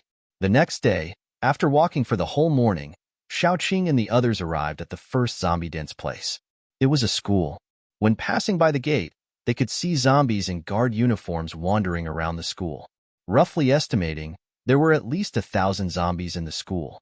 Don't forget, this was a key high school before the apocalypse. There were more than 2,000 students, plus the colonel's staff, nearly 3,000 people. Excluding those who escaped alive, those who were completely eaten, and some zombies who left the school, there were at least 1,000 or 2,000 people left. Xiaoqing looked at the school with envy. How many sparkling crystal stones were there? At present, Yin Hanqing had just become a level 2 paranormal, and the others were in the middle of level 2 and level 3. They needed a lot of energy to fill up. Even she was in the stage of accumulating energy.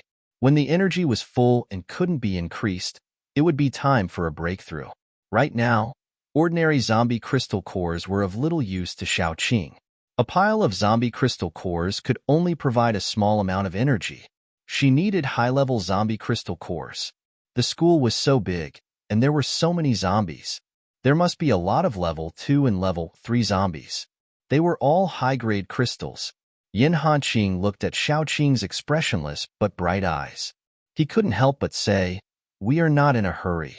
They will definitely arrive at the city hall much later than us. It doesn't matter even if we arrive a little later." Xiaoqing's bright eyes were like 2 small light bulbs. Looking at the wandering zombies in the iron gate, it was like looking at sparkling crystals. Why don't we go in? Gu Pan was also very straightforward. All right, maybe we can get more high-level crystals. Just pile them up and I'll be able to reach level 3. Xiaoqing fixed the little bun on her back, found a safe place to park the car, and sneaked in with a group of friends. Before going in, Xiaoqing reminded them again and again. Once you encounter danger, don't fight. Just retreat. We are here to make a fortune. It's not worth it if we get injured or something. Gu Pan rubbed her hands and said, "Got it, Sister Qing. Where should we start?" The dormitory building. Xiaoqing considered and then said. They went to the dormitory building. The male and female dormitories were close to each other, and there were a lot of wandering zombies nearby. Ordinary zombies didn't have intelligence. They were dominated by hunger. Zombies couldn't feel full. If there was enough food, they would keep eating. Even if they burst their stomachs, they wouldn't feel full. The higher-level zombies were much smarter. Although they were still dominated by hunger, the higher-level zombies had some judgment ability. The level 3 zombies knew how to fight in ambush. Xiaoqing wasn't interested in these ordinary zombies, but the higher-level zombies were hidden in the crowd. Even if she looked carefully, she couldn't see any difference. Only when she started to fight could she tell which one was the higher level. So they started to clean up the area. Yin Hanqing's electric power was very useful. He was now working hard to train his control, trying to use the least amount of power to paralyze the zombies. Then, Gu Panpan would be responsible for killing the zombies when they were paralyzed. This kind of cooperation saved a lot of energy and physical strength. After all, there was a limit to one's power. If it was used up, it would be used up. They had to wait for it to recover before they could use it again. Yin Hanqing was only level 2, so how many power could he have? This was the same principle as a poor person calculating how to spend money. Every coin must be used on the blade. Here, they were in groups of 2, hunting zombies not far away. Once they found a higher-level zombie, they would call their friends over and kill it. At this time, Xiaotong played a huge role. Although she usually didn't talk and just ate or played with Little Bun, she was actually training her spiritual power all the time, especially her ability to control her spiritual power. Every time they found a higher-level zombie, Xiaotong was responsible for holding up a spiritual shield and bouncing the surrounding zombies away, leaving only the higher-level zombies. Then, the other friends would focus fire together. It couldn't be better.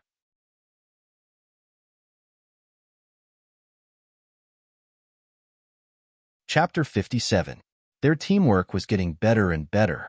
Some were in charge of controlling the zombies, some were in charge of attacking, and Xiaotong could be said to be an absolute defense for a short period of time. Their close-range and long-range attacks were absolutely perfect. After counting the crystal stones, Xiaoqing was very satisfied. Ignoring the ordinary zombie nuclei, there were dozens of level 2 and above ones. The dormitory building was almost cleaned up, and the majority was in the teaching building.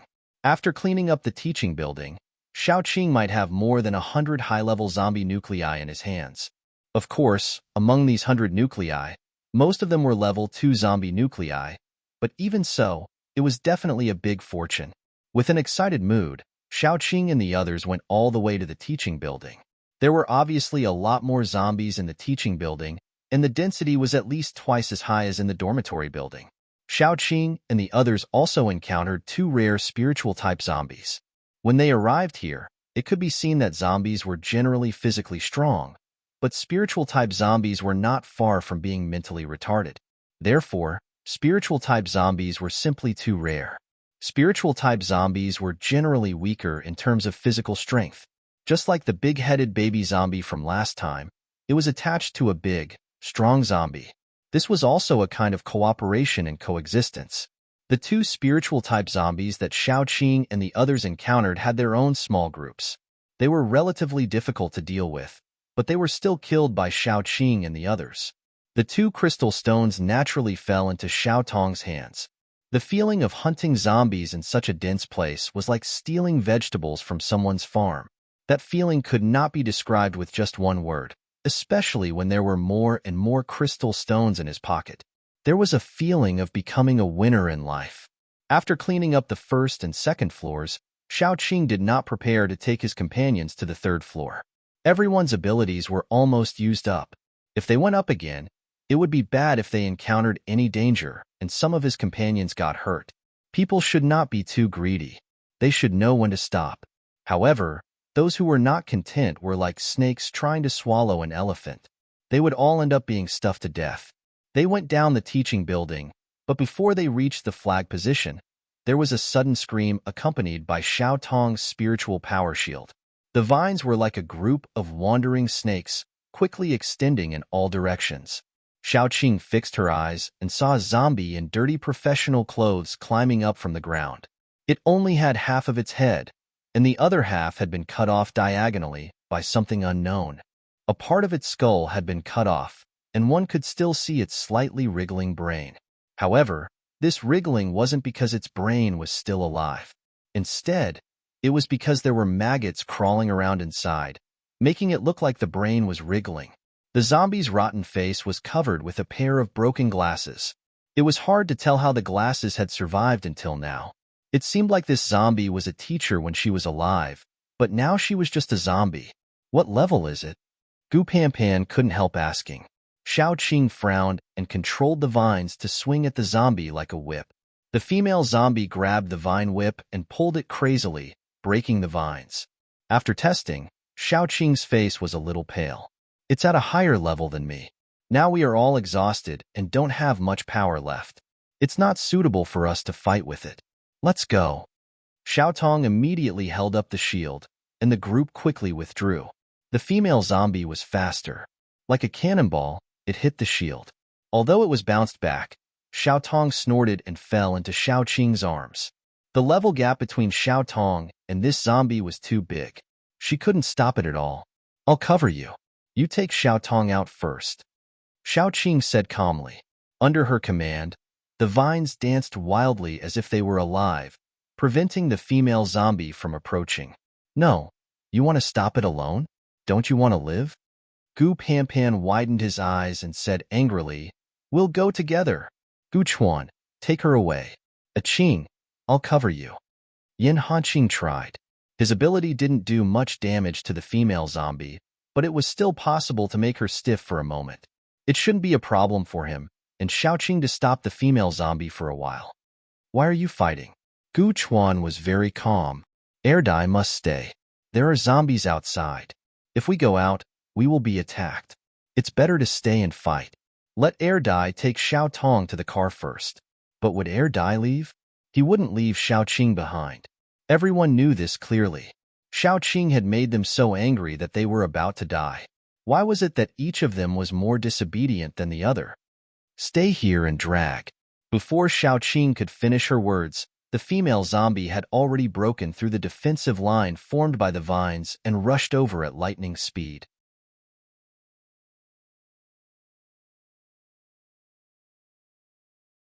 Chapter 58.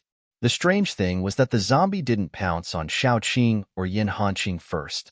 Instead, it pounced on Gu Panpan, who was standing aside. Gu Panpan was still using her superpower. Seeing this, she was startled and subconsciously punched out. However, it was Gu Panpan who was sent flying. When she activated her special ability, her body's toughness was very high, but she was still sent flying and broke the pillar at the entrance of the teaching building. Xiao Qing was really frightened. Her vines wrapped the female zombie into a cocoon in an instant. Gu Chuan ran over to check on Gu Panpan. Fortunately, Gu Panpan was a tough woman.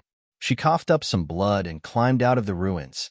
She wiped the corners of her mouth and said, Damn it, it almost flattened my chest. Gu Chuan, who was worried about her and ran over, was speechless. High speed, high defense, and high strength. Xiao Qing felt that the big cocoon made of vines was constantly being hit. She quickly calculated the fighting power of the female zombie and said, No, if we were in our heyday, we might be able to fight it. But now, we can't beat it. It's not easy to retreat. Yin Hanqing looked at it worriedly. Then, he saw that the green cocoon suddenly exploded. These vines were formed by Xiao Qing's superpower. Once they were destroyed, Xiao Qing would also be implicated. She felt a tightness in her chest, and a taste of blood rose to her throat. However, the female zombie who broke out of the cage turned around and rushed to Gu Panpan. As soon as Gu Panpan climbed out, she screamed, Oh my God, did I offend her? Why is she coming to me again? Then, Gu Panpan was sent flying for the second time. This time, she directly broke the glass door of the teaching building and flew into the teaching building. The female zombie didn't even look at Xiao Qing and the others. It seemed that she was determined to kill Gu Panpan and chased after her. Yin Hanqing suddenly had an idea. Just now, Gu Panpan killed the most zombies, right? Xiao Qing thought about it and nodded. Although she and Yin Hanqing had used vines to control most of the zombies, and Yin Hanqing had used lightning to paralyze most of the zombies. The one who had killed the most was Gu Panpan. Air Dai and Gu Chuan couldn't catch up with Gu Panpan, whose eyes were full of zombie nuclei. Xiaoqing instantly understood. You mean, well, I think that a level 4 zombie is very likely to retain a certain level of consciousness. It was a teacher when it was alive. Maybe it was a very responsible teacher. It didn't leave the school when it reached level 4. It is very likely. Yin Hanqing frowned and analyzed. Xiaoqing immediately continued. You mean, it is protecting the students who have become zombies in the school? So it is crazily attacking Gu Panpan, just because Gu Panpan killed a lot of zombies? Yin Hanqing nodded. Xiaoqing also felt that this answer was very reliable, so she nodded. I think it is very likely. Let's give it a try. Gu Panpan already wanted to cry. She didn't understand why the female zombie liked her. It was as if she had stolen its man. She didn't want to let go. Just when Gu Panpan tried to get rid of the zombie many times, but to no avail, the zombie suddenly roared outside.